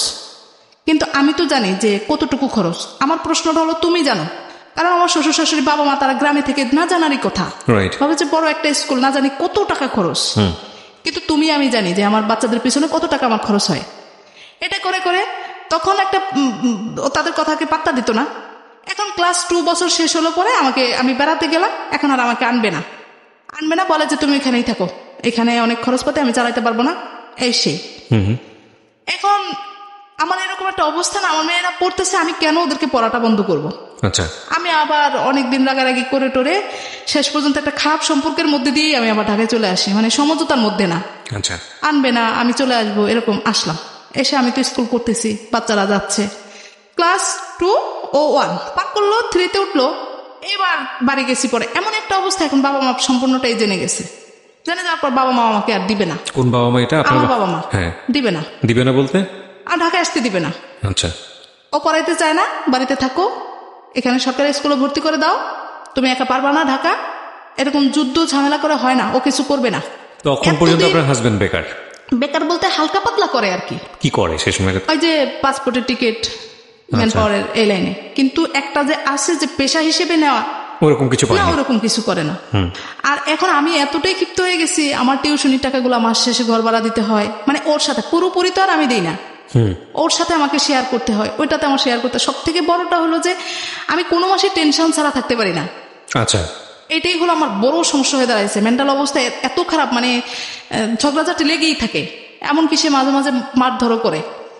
এখানে আমি মিথ্যে বলবো না, আমি একটু সেন্টিমেন্টালি হয়ে যাই কেন জানি, আস্তে আস্তে করে। আমার টাকা পয়সাগুলো আমি জমাবো আমার মেয়েদের জন্য, সে সংসারটা চালাবে, না হয় আমি কিছুটাই হেল্প করব। তা না, মাঝখান থেকে আবার বলে আমি বাড়ি চলে যাওয়ার জন্য। তার তো ইচ্ছা নেই আমার মেয়েদেরকে পড়াশোনা করানোর মতো। আমি বুঝতে পেরে যাই। মেয়েটা 3 থেকে 2 কমপ্লিট করার পর থেকেই প্রতিটা বছর আমার ঝামেলা হচ্ছে। ডিসেম্বরে বাড়ি পাঠায় আর আনবে না। এরই মধ্যে সে একদম বেকার হয়ে যায়। আপনার কেউ কেউ এসে বলে যে ওর বাবা তো দেখছি যে অফিসে গিয়ে পেপার পড়তে পড়তে ঘুমায় যায়, কোনো কিছু তো করতে চায় না। বাসায় আসলে জিজ্ঞেস করি, বলে যে আমি কার জন্য করব, কার জন্য করব, আমি কারোর জন্য করতে পারবো না, সরাসরি এরকম। গল্পটা যে জায়গাটায় গিয়ে একটা চিন্তার জায়গায় পেয়েছে, আপনারা এইভাবে চিন্তা করলে জিনিসটা অনেক বেশি সহজ সরল হয়ে যাবে। একটা হচ্ছে বাবার মধ্যে একটা ডিপ্রেশন কাজ করতে, 2 ধরনের ডিপ্রেশন। একটা হচ্ছে যে সে কোনো জবে নাই, বা জবটাও সে হয়তো বা চেষ্টা করছে কি করছে না, এই জায়গাটা থেকে তার ওয়াইফের একটা মানে উম্মে সালমার একটা চিন্তার জায়গাটা যে ছেলে হয়তো বা সে অনেক বেশি আগ্রহ নিয়ে কাজকর্ম করতো, সেই জায়গাটিতে মেয়ে হওয়ার কারণে কি সে আসলে চেষ্টা করছে না, এরকম একটা চিন্তা থাকলেও থাকতে পারে। আর আরেকটা বিষয় যেটা, সেটা হলো যে তার বাবার ফাইনালি যে ডিপ্রেশন, মানে তার হাজব্যান্ডের, ইনফ্যাক্ট এই 2 ছেলে মেয়ের বাবার যে ডিপ্রেশনের জায়গাটা, সেটা হচ্ছে আসলে কার জন্য করবো। উনি যে কথাটা বলছিলেন যে এত পরিশ্রম করবো বা এত কিছু করে করবো, আসলে দিন শেষে তো এই মেয়েদের, এবং এই মেয়েরা তো আসলে সংসারে কেউই থাকে না। আমাদের সামাজিক কন্টেস্টে এটা একটা মানে খুব সাধারণ চিন্তা, খুবই সাধারণ চিন্তা। ধরে নেওয়া হয় বংশের প্রদীপ বলতে যেটা বোঝানো হয়, বংশের প্রদীপ আসলে ছেলেদের হাতেই সারা জীবন থাকে, এবং ছেলে মানে হচ্ছে সম্পদ, যাই কিছু আছে সেটা থাকবে, আর মেয়ে মানে হচ্ছে পরের ছেলের হাতে চলে যাবে, সেখানে অর্থ সম্পদ ইনকাম করে রোজগার করে কি হবে। In fact very traditional idea, and it really works. এইরকম আইডিয়া কিন্তু মানুষের মধ্যে এমনি এমনি আসে না, এটার পেছনে যুক্তিযুক্ত কারণ থাকে। আমাদের সমাজে মেয়েদেরকে যেভাবে ট্রিট করা হয় বিয়ের ক্ষেত্রে, যে একটা মেয়ের বিয়ে হয়ে যাওয়া মানে হচ্ছে তার আর বাপের বাড়ি কেন্দ্রিক কোনো কিছু নেই, সেটা হয়ে যায় শ্বশুর বাড়ি কেন্দ্রিক, এবং সে তার জীবন, জীবিকা, শরীর, মন সবকিছুই হচ্ছে ওই পরিবারের জন্য ন্যস্ত করবে। সুতরাং পিতার জায়গা থেকে চিন্তা আসতে পারে, আমি যে অর্থ সম্পদ বানাচ্ছি, আমার মেয়েটাই তো হয়ে যাচ্ছে অন্যের ঘরে, তাহলে আমার অর্থ সম্পদ কই যাবে, সেটা তো ওই অন্যের ঘরেই যাবে। সেই জায়গা থেকে এক ধরনের ডিপ্রেশন কাজ করে, এটাকে আমরা অস্বীকার করতে পারবো না। আমাদের রেডিও অনুষ্ঠান যেটাই বলুক না কেন, এথিক্স যাই বলুক না কেন, এটাই বাস্তবতা। গল্পটা আসলে খুব শান্ত স্রোতের মতো এগোচ্ছে, কিন্তু অনেক বড় একটা মেসেজ দেবে শেষ পর্যন্ত এক্সপেক্ট করছি। আমরা কথা না বাড়িয়ে আমাদের যিনি গেস্ট তার কাছে আমি আবারও ফিরছি। জি উম্মে সালমা, তারপর যেটা হলো, আমাকে একদিন আমার বাড়িওয়ালি খালাম্মা ডেকে বলে যে আমার কাজের মেয়ে এসে বলল তোমার হাজবেন্ড নাকি নামায় তোমার একটা নিরিবিলি এলাকায় লোকজন নিয়ে আড্ডা দেয় দুপুরবেলা। এটা কিরকম, তুমি কিছু বলো না? তো এরকম শুনে শুনে আমি চিন্তা করলাম যে না, আমার হাজবেন্ড তো একদম এখানে অন্যরকম একটা অবস্থায় চলে যাচ্ছে। সে আসলে কোনো নেশার মধ্যে নেই, মদ জুয়া বা কোনো খারাপ কোনো কিছুর মধ্যে নেই। একটা জিনিস সে কিছু করে না, করতে পারে না, বা সংসারে সেরকম ব্যবহার দেখায় না। তো এখন আমি দেখলাম যে একটু বলেন তো, আপনার তো বিয়ের আগে এরকম একটা কথা ছিল যে ঢাকা শহরে জায়গা আছে কিন্তু বাড়ি করেনি, ওই জায়গাটা কোথায়? না, ওটা নাই। ওটা জানলেন কবে আপনি? এটা জানলাম বিয়ের বছর 2-এর মধ্যেই আমি জেনে গেলাম। কিভাবে জানলেন? জিজ্ঞেস করলাম, বারবারই বললাম, তো সত্যিটাই বলে দিল, বললো যে না আসলে আমার কিছুই নেই। আমি বলছি যে তাহলে আমার শ্বশুর কেন বললো? বলে যে বিয়ে শাদীর ক্ষেত্রে এরকম বলা হয়। আপনি আপনার বাবাকে গিয়ে প্রশ্ন করলেন না? বিয়েটা তো অ্যারেঞ্জ ম্যারেজ ছিল। হ্যাঁ, বাবাকে গিয়ে প্রশ্ন করছি, তারপর থেকেই তো ঝামেলা শুরু। সেক্ষেত্রে তো আপনাকে আরো বেশি করে সাপোর্ট করা উচিত আপনার বাবা মায়ের। না, সাপোর্ট বলতে তুমি চলে আসো বলতে মানে ওকে ডিভোর্স দিতে, হ্যাঁ তুমি আমাদের কাছে থাকো, এই সাপোর্টটা ছিল। মানে ঠিক আছে, তাহলে ওকে ছেড়ে দিয়ে তুমি চলে আসো, কিন্তু আপনি তো সেটা করবেন না। না, আমি সেটা করবো না। কেন করবেন না? এখানে করবো না, আমি আমার সন্তানদেরকে ঢাকায় রেখে পড়াবো, আমার মতো যেন তারা না হয়, তারা ভালোভাবে পড়াশোনা করবে। মানে আপনাকে যে কনজারভেটিভ এনভায়রনমেন্টের মধ্যে বড় করেছে সেরকম যেন তাদের জীবনে না হয়। Okay fine. আপনার হাজবেন্ড সম্পর্কে যে ইনফরমেশনটা পেলেন দুপুরবেলা অন্য কারোর সঙ্গে সে আড্ডা দেয়? অন্য ছেলে মানুষের সঙ্গে, কোনো মেয়ে মানুষের সঙ্গে না, বন্ধু বান্ধবদের সঙ্গে। তা এখন আমি দেখে শুনে এবার আমার বাবার সাথে তো এগুলো শেয়ার করতে পারবো না, আম্মার সাথে শেয়ার করলাম। বললাম আম্মা তাকে এভাবে রাখা যাবে না, বাহিরে পাঠাবো। তো বাহিরে পাঠাবো কিভাবে কি, আমি তো জানি যে ও এই লাইনে আসছে, ভালো মন্দ সব ও বুঝবে। আমি বললাম যে এর মধ্যে আমি যে আমার গলার যে হারটা আমার ছোট খালার কাছে ছিল, সেই গলার হারটা পরবর্তীতে জাপান যাওয়া হলো না, ওইটা বিক্রি করে আমি আমার বড় ভাইটাকে দেই, বলে যে আমাকে কিছু একটা করে দে, তো আমার জন্য একটা জায়গা রাখে আমাদের ওইখানে। আচ্ছা, আমার ভাগ্যটা এতই ভালো বলবো নাকি, কিছুদিনের মধ্যে জায়গাটার দামটা বেড়ে যায়। আমি বললাম ভাই তুই সাইড থেকে জায়গাটা বিক্রি করে আমাকে একটা ভালো জায়গা করে একটা জায়গা নিয়ে দে, যাতে আমি একটা বাড়ি টাড়ি তৈরি করতে পারি। তো ওই টাকায় তো আর হবে না, মাত্র 2% জমি, 2% জমি সে আমাদের ওইখানে কিনলো। তো কেনার পরে রইল এটুকুই আমার সংসার জীবনের সঞ্চিত টাকা বা যাই বলি সম্পদ। এই এর মধ্যে যখন এটা বললো, আমি আম্মাকে বললাম আম্মা ওকে আমি আর টাকা রাখবো না, আমার মান সম্মান কিছুই থাকবে না। বলে আচ্ছা ঠিক আছে। আমার ছোট ভাইটার সাথে আলাপ টালাপ করে আমার ছোট ভাইটার দিয়েই আমার আব্বার কাছে চাওয়ালাম। আমি বললাম তুমি সৌদি যাও, যদি সৌদি যাও তাহলে আমি আমার জায়গাটা বিক্রি করে দিব।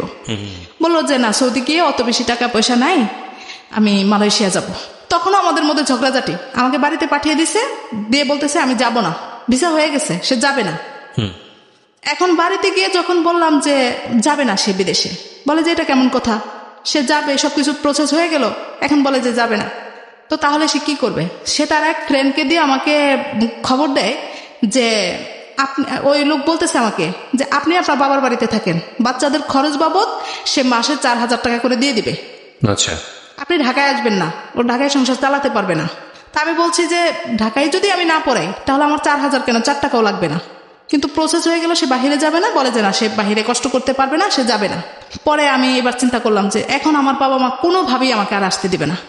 এবার আমিও কেন জানি চিন্তা করলাম যে আমি ঢাকায় আসবো কিন্তু তার কাছে আসবো না।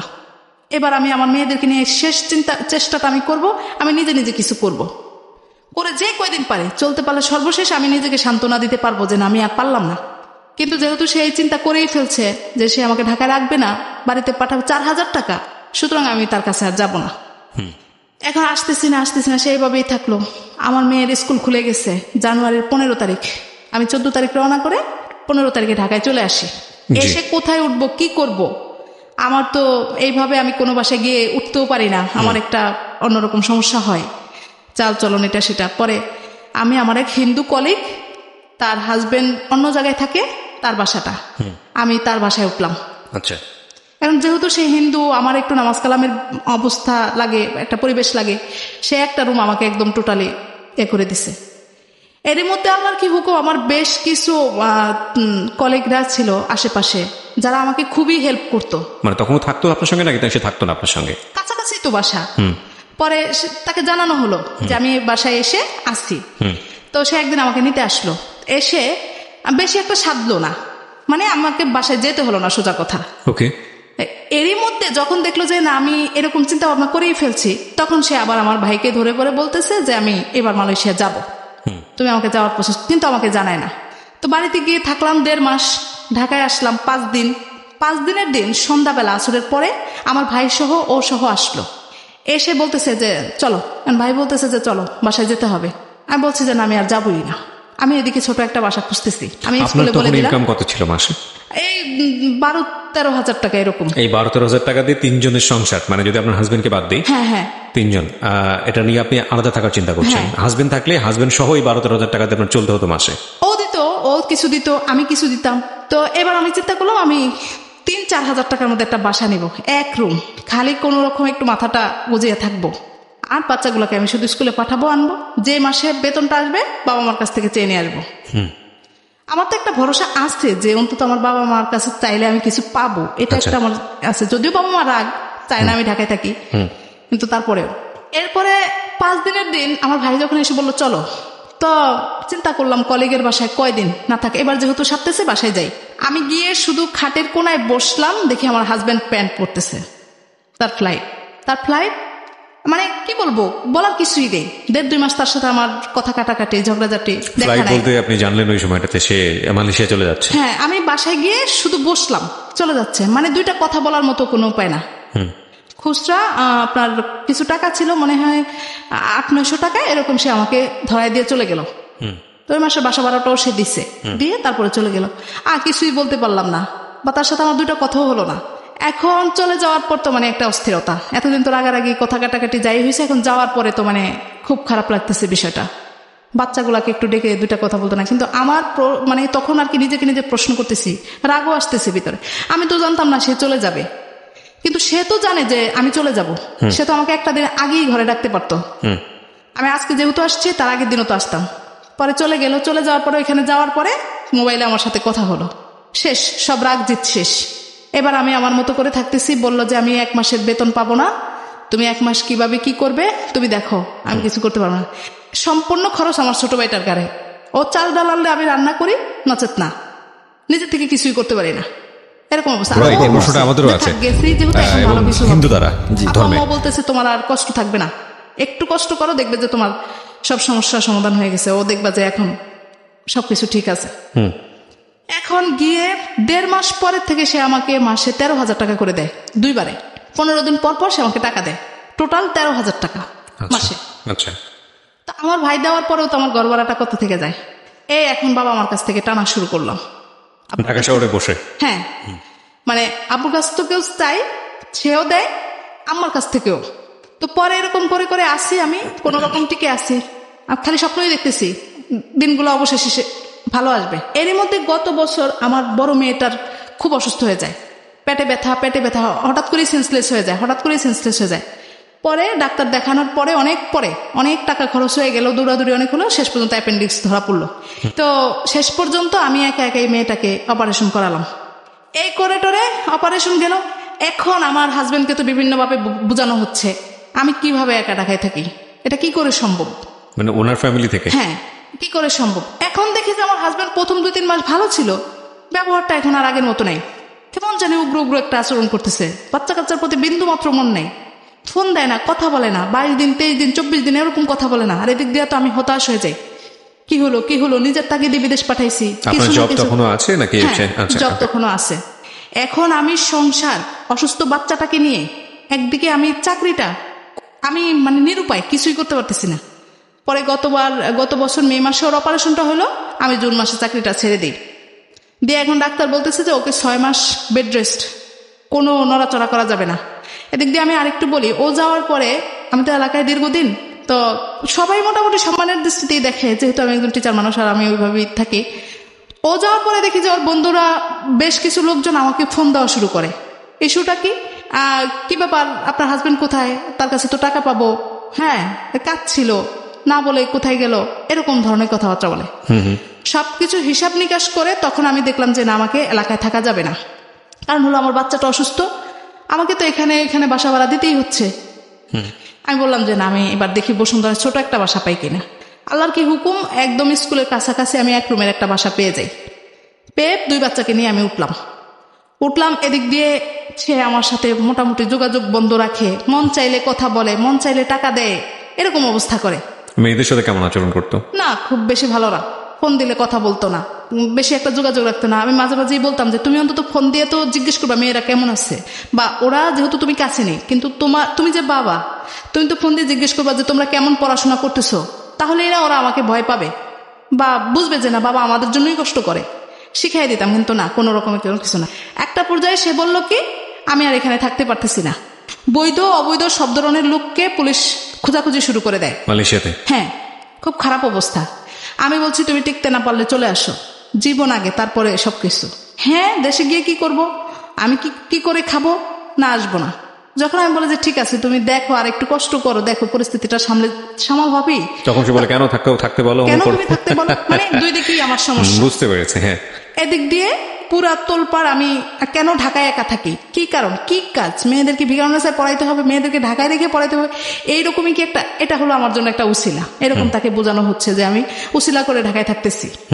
তো যাই হোক, আমি বসুন্ধরা বাসা নিলাম, 13,000 টাকা পরে আমার বাসা। আমি হিসাব করে দেখলাম আমার 1 টাকা রিক্সা বা কোনো খাতে আমার কোনো খরচ হয় না, শুধু বাজারটা করা আর এই বাসা ভাড়াটা দেওয়া।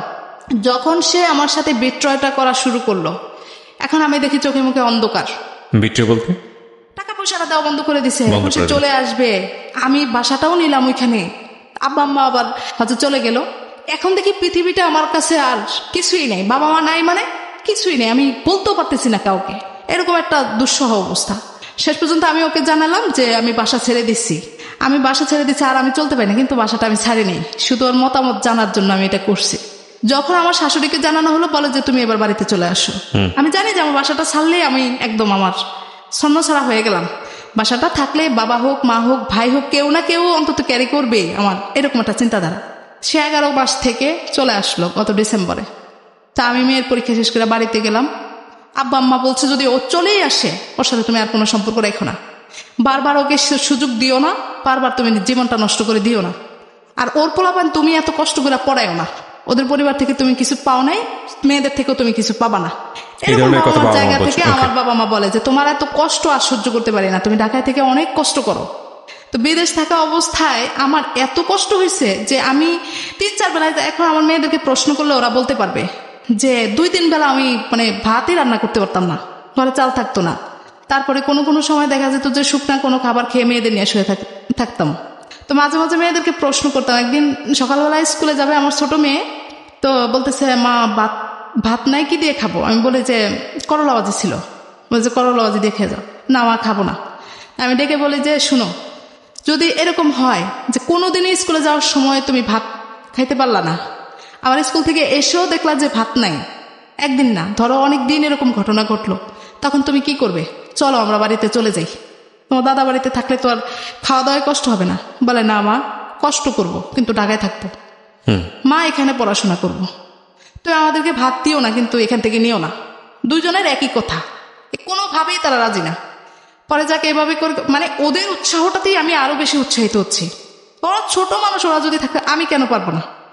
এরকম করে করে থাকতেছি, খুব কষ্ট। কিন্তু এই কষ্টগুলো আমি আমার হাজবেন্ডের কাছে প্রকাশই করতে পারলাম না। সে মেনেই নিল না, বলে যে হ্যাঁ আমি টাকা দিছি, 11 মাসে সে আমাকে 1,30,000 টাকা দিছে। সেখানে আমার বাসা ভাড়াটাই ছিল 13,000 টাকা।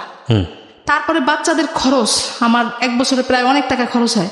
সেই টাকাগুলা বিগত দিনে আমি বেশ ঋণী ছিলাম, অনেক টাকা ঋণ ছিলাম, খুবই কষ্ট, কিন্তু কাউকে বুঝতে দিতাম না।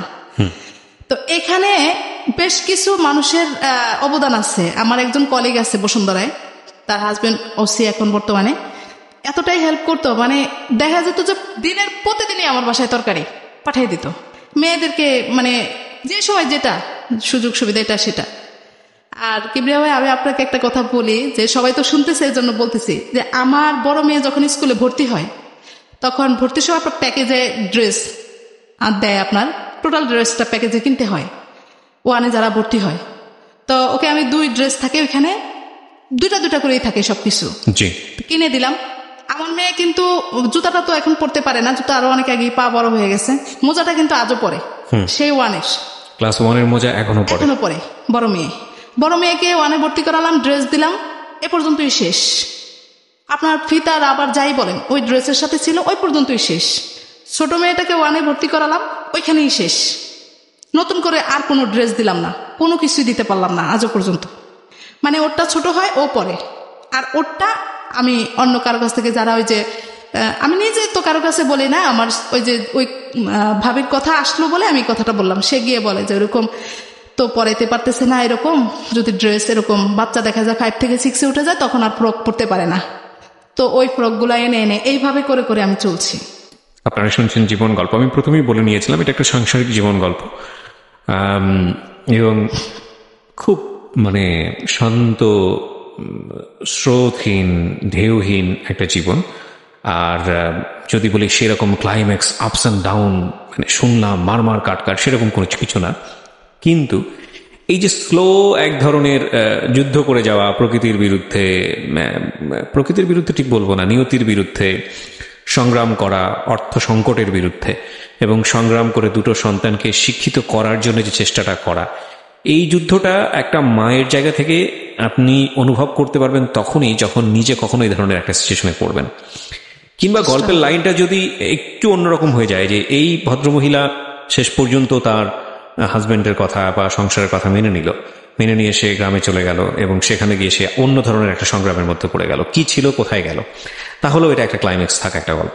কিংবা যদি সে তার বাবা মায়ের কথা মেনে নেয়, মেনে নিয়ে যদি দুটো সন্তানকে নিয়ে যদি তাদের সংসারে ফিরে যায়, কিংবা সন্তানকে তার বাবার কাছে দিয়ে, মানে সন্তানকে তাদের বাবার কাছে দিয়ে সে যদি তার নিজ বাড়িতে ফিরে যায়, তাহলেও গল্পটা একটু অন্য রকমের ক্লাইম্যাক্সে চলে গেল।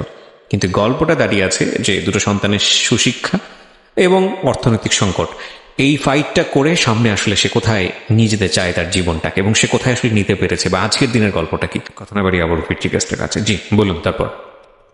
তারপর যেটা হলো, আমি গত ডিসেম্বরে বাড়ি গেলাম মেয়েদের নিয়ে পরীক্ষা শেষ করে। জি। এরই মধ্যে ওর বাবা চলে আসবে। এখন আমার বাবার কথা হলো, ও আসলে আসুক, না আসলে তুমি ওর সাথে কোনো যোগাযোগ, কোনো সম্পর্ক রাখতেই পারবা না। যদি রাখো তাহলে তুমি আমার থেকেও বঞ্চিত, আমিও তোমার কোনো দায়িত্ব গ্রহণ করব না। পরে গেলাম একটা মহা বিপদে। যাক, কথাবার্তা বলতেছি, ও আসতেছে ঢাকায় এসে আমি তো আমার বাসায় চাবি দিয়ে তো বাড়িতে চলেই গেছি, চাবি নিয়ে তালা লাগিয়ে। পরে সেদিনই সে বাড়িতে রওনা করলো। পরে রওনা করার পরে আমি এখানে একটা কাজ করলাম কি, যে আমার আব্বু খুবই রাগী। হঠাৎ করে যদি তাকে সামনে দেখে বসে, দেখা গেল যে হুটহাট করে তাকে একটা অপমান করা শুরু করে দিল, যে টাকা পয়সা দিলাম, আমি করলাম, বিভিন্ন ধরনের কথা বলতে পারে। আমি আমার ভাইয়ের বাসায় চলে গেলাম, গিয়ে তাকে ফোন দিলাম যে আমি কিন্তু বাড়িতে নাই। উনি কি তখন দেশে না দেশের বাইরে? এই ঢাকা থেকে যাচ্ছে, দেশের বাহির থেকে এসে ঢাকা থেকে বাড়ি যাচ্ছে। আচ্ছা। আমি কিন্তু আমার বাবার বাড়িতে নাই, আমি আমার ভাইয়ের বাসায় আছি। আমার উদ্দেশ্যটা হলো এরকম যে ও এসে আমাদের বাড়িতে না যাক, সরাসরি আমার এখানে চলে আসুক। আব্বু যেন ওই মুহূর্তের রাগটা যেন না থাকে, না ইয়ে করতে পারে। আচ্ছা। পরে বলে যে না, তুমি চলে আসো, আমি যাব তোমাদের বাসায়। বলে যে আমরা পরে শেষ পর্যন্ত বলেই ফেললাম। আব্বু কিন্তু অনেক রাগে ক্ষোভে আছে, দেখলে কিন্তু দেখা গেল যে হুটহাট করে কিছু বলে ফেললো। এটা করা যাবে না, পরে তো মনে সবারই খারাপ লাগবে, আমারও খারাপ লাগবে। আমি এখানে আসি, ওইখানে যাওয়ার দরকার নেই।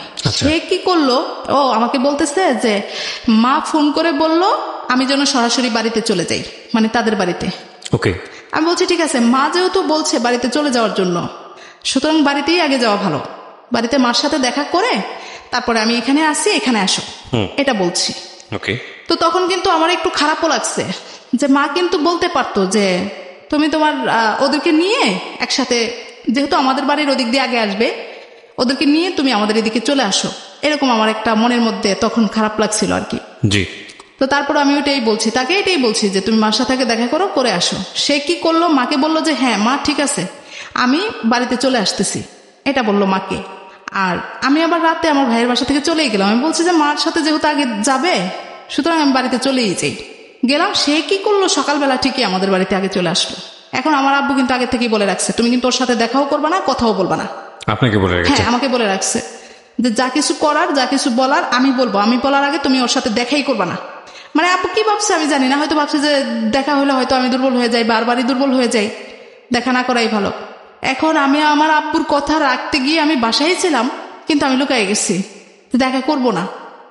পরে যাই হোক, সে আমার আম্মাকে সালাম দিল, কিন্তু আমার আব্বুকে তখনই যদি গিয়ে সে আমার, মানে তখন তারা যেটা পরে প্রকাশ করলো আর কি, যে তোমার বাবার সাথে তো সেই কথা বললো না। আমি সরে যাওয়ার পরে সে হয়তো কষ্ট পাইছে, এটা প্রকাশ করছে পরে, যে তুমি আমার সাথে এতদিন পরে আমি আসলাম, তুমি দেখা করলে না। কিন্তু তাকে আমি বুঝাতেই পারলাম না যে আসলে এটা পরিস্থিতি সামালের জন্য আমাকে করতে হয়েছে ওই মুহূর্তটাতে। আপনার বাবা বলেছেন তাই? হ্যাঁ, বাবার জন্য।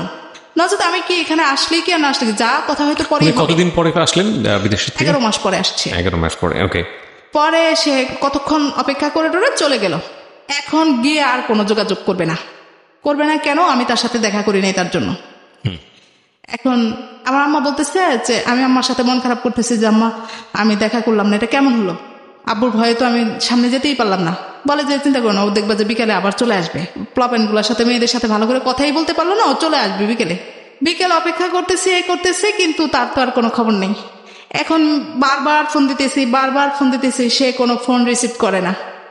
মানে ওইখানে যাওয়ার পর যখন ব্যক্ত করছে, এটা আমি পরবর্তীতে শুনছি আর কি, যখন ব্যক্ত করছে তখন আমার শাশুড়ি বলছে যে, শ্বশুর শাশুড়ি বলছে যে তুমি তাদের সাথে আর কোনো যোগাযোগই রাখবে না, যেহেতু তোমার সাথে দেখা করে নাই। ওকে। পরে এরকম কয়েকদিন পরে মেয়েরা খুবই বাবাকে রিকোয়েস্ট করতেছে, বাবা তুমি আসছো, একটু দেখতে পারলাম না এখনো ভালো করে, তুমি একটু কোলে নিলা না আমাদেরকে, একটু আসো। এবারও বাবা আমাকে প্রতিদিন, আমার আব্বু আমাকে প্রতিদিনই নিষেধ করে, আমি ওর সাথে কথা বলার আগে তুমি কিন্তু ওকে দেখাই দিবা না। বাবা তখনও কথা বলেনি আপনার? না, আচ্ছা। বাবা তো তাকে সে তো চলেই আসলো, বাবার সাথে কথা বললো না, তারপরে তো আর দেখাই করলো না। পরে আসলো একদিন, আসার পরে আমি আমার চাচার বাড়ির পাশেই তাদের ওই সামনে গিয়ে বসেছিলাম। মানে আমি এমন একটা ভাব করছি যে ও আমাকে দেখুক, দেখে ডাক দেখ, তাতে করে আমি বলতে পারবো যে আমার আব্বুকে বলতে পারবো যে আমাকে ডাকছে বলে আমি আসছি, আমি নিজের ইচ্ছা আসিনি। কিন্তু সে সেটাও করলো না। না করার পর এই যে চলে গেল, এখন আর সে আমার সাথে যোগাযোগ করতেছে না। এখন আমার মেয়ে এবার ক্লাস 5-এ। হ্যাঁ, আমার এখান থেকে সবাই ফোনের উপরে ফোন দেয় যে ক্লাস শুরু হয়ে গেছে, বাচ্চা 5-এ পরীক্ষা দিবে, আপনি এখনো ঢাকায় বসে আছেন। টিচাররা পর্যন্ত ফোন দেয়, বলে যে ও কেন ক্লাসে নাই, এরকম। এখন মেয়েদেরকে দিয়ে বারবার ফোন করাইতেছে। এখন বড় মেয়েকে প্রশ্ন করছি যে বাবা কি হবে, আমাদের এই 5 কমপ্লিট করে কি হবে ভিকারুন্নেসা থেকে? আমি বাবা তোমাদেরকে নিয়ে ঢাকায় থাকতে পারবো না, এখন আমি চাকরিটাও ছেড়ে দিছি, কোনোভাবেই সম্ভব না, তোমার নানা নানু চায় না। বড় মেয়ের একটাই কথা, মা তুমি শুধু আমাকে 8 পর্যন্ত পড়াও, তারপর একটা পরে আমি নিজেরটা নিজে পড়বো, তুমি আমাকে নিয়ে একটু কষ্ট করো, আমাকে নিয়ে তুমি ঢাকায় চলো। আমি বলি যে তোর বাবাকে বল। বাবাকে বলছে, বাবা বলে যে আমি তো ঢাকায় গিয়ে একটা মেসে থাকবো, তোমাদেরকে কোথায় রাখবো, কোথাও রাখার মতো আমার অবস্থা নেই। বলে যে তুমি আমাদেরকে নিয়ে মেসে উঠো, মেসে থাকবো, মেসের থেকে গিয়ে পড়াশোনা করবো। কোনোভাবেই কোনো কিছু না। পরে শেষ পর্যন্ত সে আমাদেরকে ছাড়াই, আমাদের সাথে কোনো যোগাযোগ করলো না, ঢাকায় চলে আসলো। ঢাকায় চলে আসার পরে আমি দেখলাম যে না, তো তাকে দিয়ে তো আর কিছু হবে না, সে তো আমার এই বিষয়টাকে কোনো গুরুত্বই দিচ্ছে না। শেষ পর্যন্ত আমি ওদেরকে নিয়ে, আমার তো বাসা ছাড়ি নেই, ও জানে আমি বাসা ছেড়ে দিয়েছি। পরে আমি আবার আমার গন্তব্যে চলে আসি। তা আমার এখানে আবার কিবরিয়া ভাই একটা ঘটনা হলো, আমি একটা সমিতিতে আপনার এই বাড্ডা এলাকায় একটা জমির জন্য কিছু টাকা রাখছিলাম। 1,55,000 টাকা রাখা হয়েছিল সর্বমোট, এই একটু একটু একটু একটু করে। এখানে আমার ওই যে ভাই যে জায়গাটা বিক্রি করছে সেখানে আমার কিছু টাকা ছিল, ওই টাকাটাও এনে এখানে রাখছি।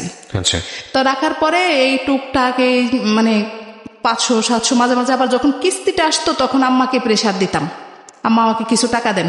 বলতো যে কেন? আমি বলতাম খরচপাতির জন্য। এনে এনে ওইখানে জমাইছি। তো জমানোর পরে এই টাকাটা পরে এখন আমি আম্মাকে বলছি যে আপনারা যদি আমার খরচপাতি না দেন আমি তারপরও ঢাকা যাব।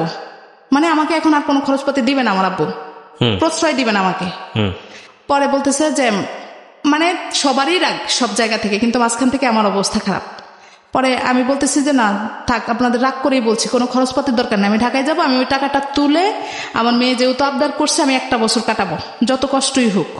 ওর 5টা আমি ওখান থেকে কমপ্লিট করে তারপরে আসবো। তাও আমি জীবনে বলতে পারবো যে আমার মেয়ের একটা সার্টিফিকেট, ও জানবে যে না আমি এই স্কুলে পড়ছিলাম, আমার একটা সার্টিফিকেট আছে, এরকম একটা চিন্তা। পরে ঢাকায় আসলাম, ঢাকায় এসে আবার শুরু করলাম। ওই টাকাটা তোলার জন্য অনেক চেষ্টা করতেছি, কিন্তু দিয়ে দিচ্ছি বলে দিচ্ছে না। এই এখনো বাবার থেকে এনে এনে চলতেছি, এমনি সেমনি বলি যে খুব খারাপ অবস্থা, অসুখ, এরকম বললে তখন গিয়ে টাকা দেয়। দিলে চলতেছি। এসে বাইরে বাইরে ঘুরতেছে। আমি তার এক আত্মীয়কে দিয়ে তাকে জিজ্ঞেস করালাম যে সে কি করবে, সে কি এরকমই থাকবে? বলে যে তাকে সময় লাগবে, সে বিদেশ থেকে আসছে, কি করবে এখন? তখন তো ঢাকায় এসে আপনার সঙ্গে দেখা সাক্ষাৎ করতে পারতো, আসেনি? না না না, আসেনি। সে তার মতো করে এসে ম্যাচে উঠে গেল। কষ্টটা আরো বেশি বেড়ে যাচ্ছে। আপনার বাসায় তখন আসে না? না না, বাসায় আসে না। খরচপাতি কিছু দেয় না? না না, খরচপাতি কিছু দেয় না। যখন আমি ওই সবাই বলতেছে যে তুমি যে আপনি যে বাচ্চার কাছে নিয়ে যে কষ্ট করেন, বাবা হিসেবে তো আপনি আইনের সহায়তা নিলেও কিন্তু সে বাচ্চাদের খরচপাতি দিতে হবে, ডেফিনেটলি দিতে হবে। যখন এগুলা বললো তখন আমি চিন্তা করলাম তাকে আগে জিজ্ঞেস করি কাউকে দিয়ে যে সে আসলে কি করবে। বলার পরে বললো যে আমাকে সময় দিতে হবে। তো সময় দিতে দিতে প্রায় 1.5 মাস সময় দিয়ে দিলাম। দিয়ে দেওয়ার পরে এবার আমি বলছি যে আমি আইনের সহায়তা নিব। আমি কত সালের দিকে? কত সালের দিকে এটা হলো? এই জানুয়ারিতে, 2018 সালে।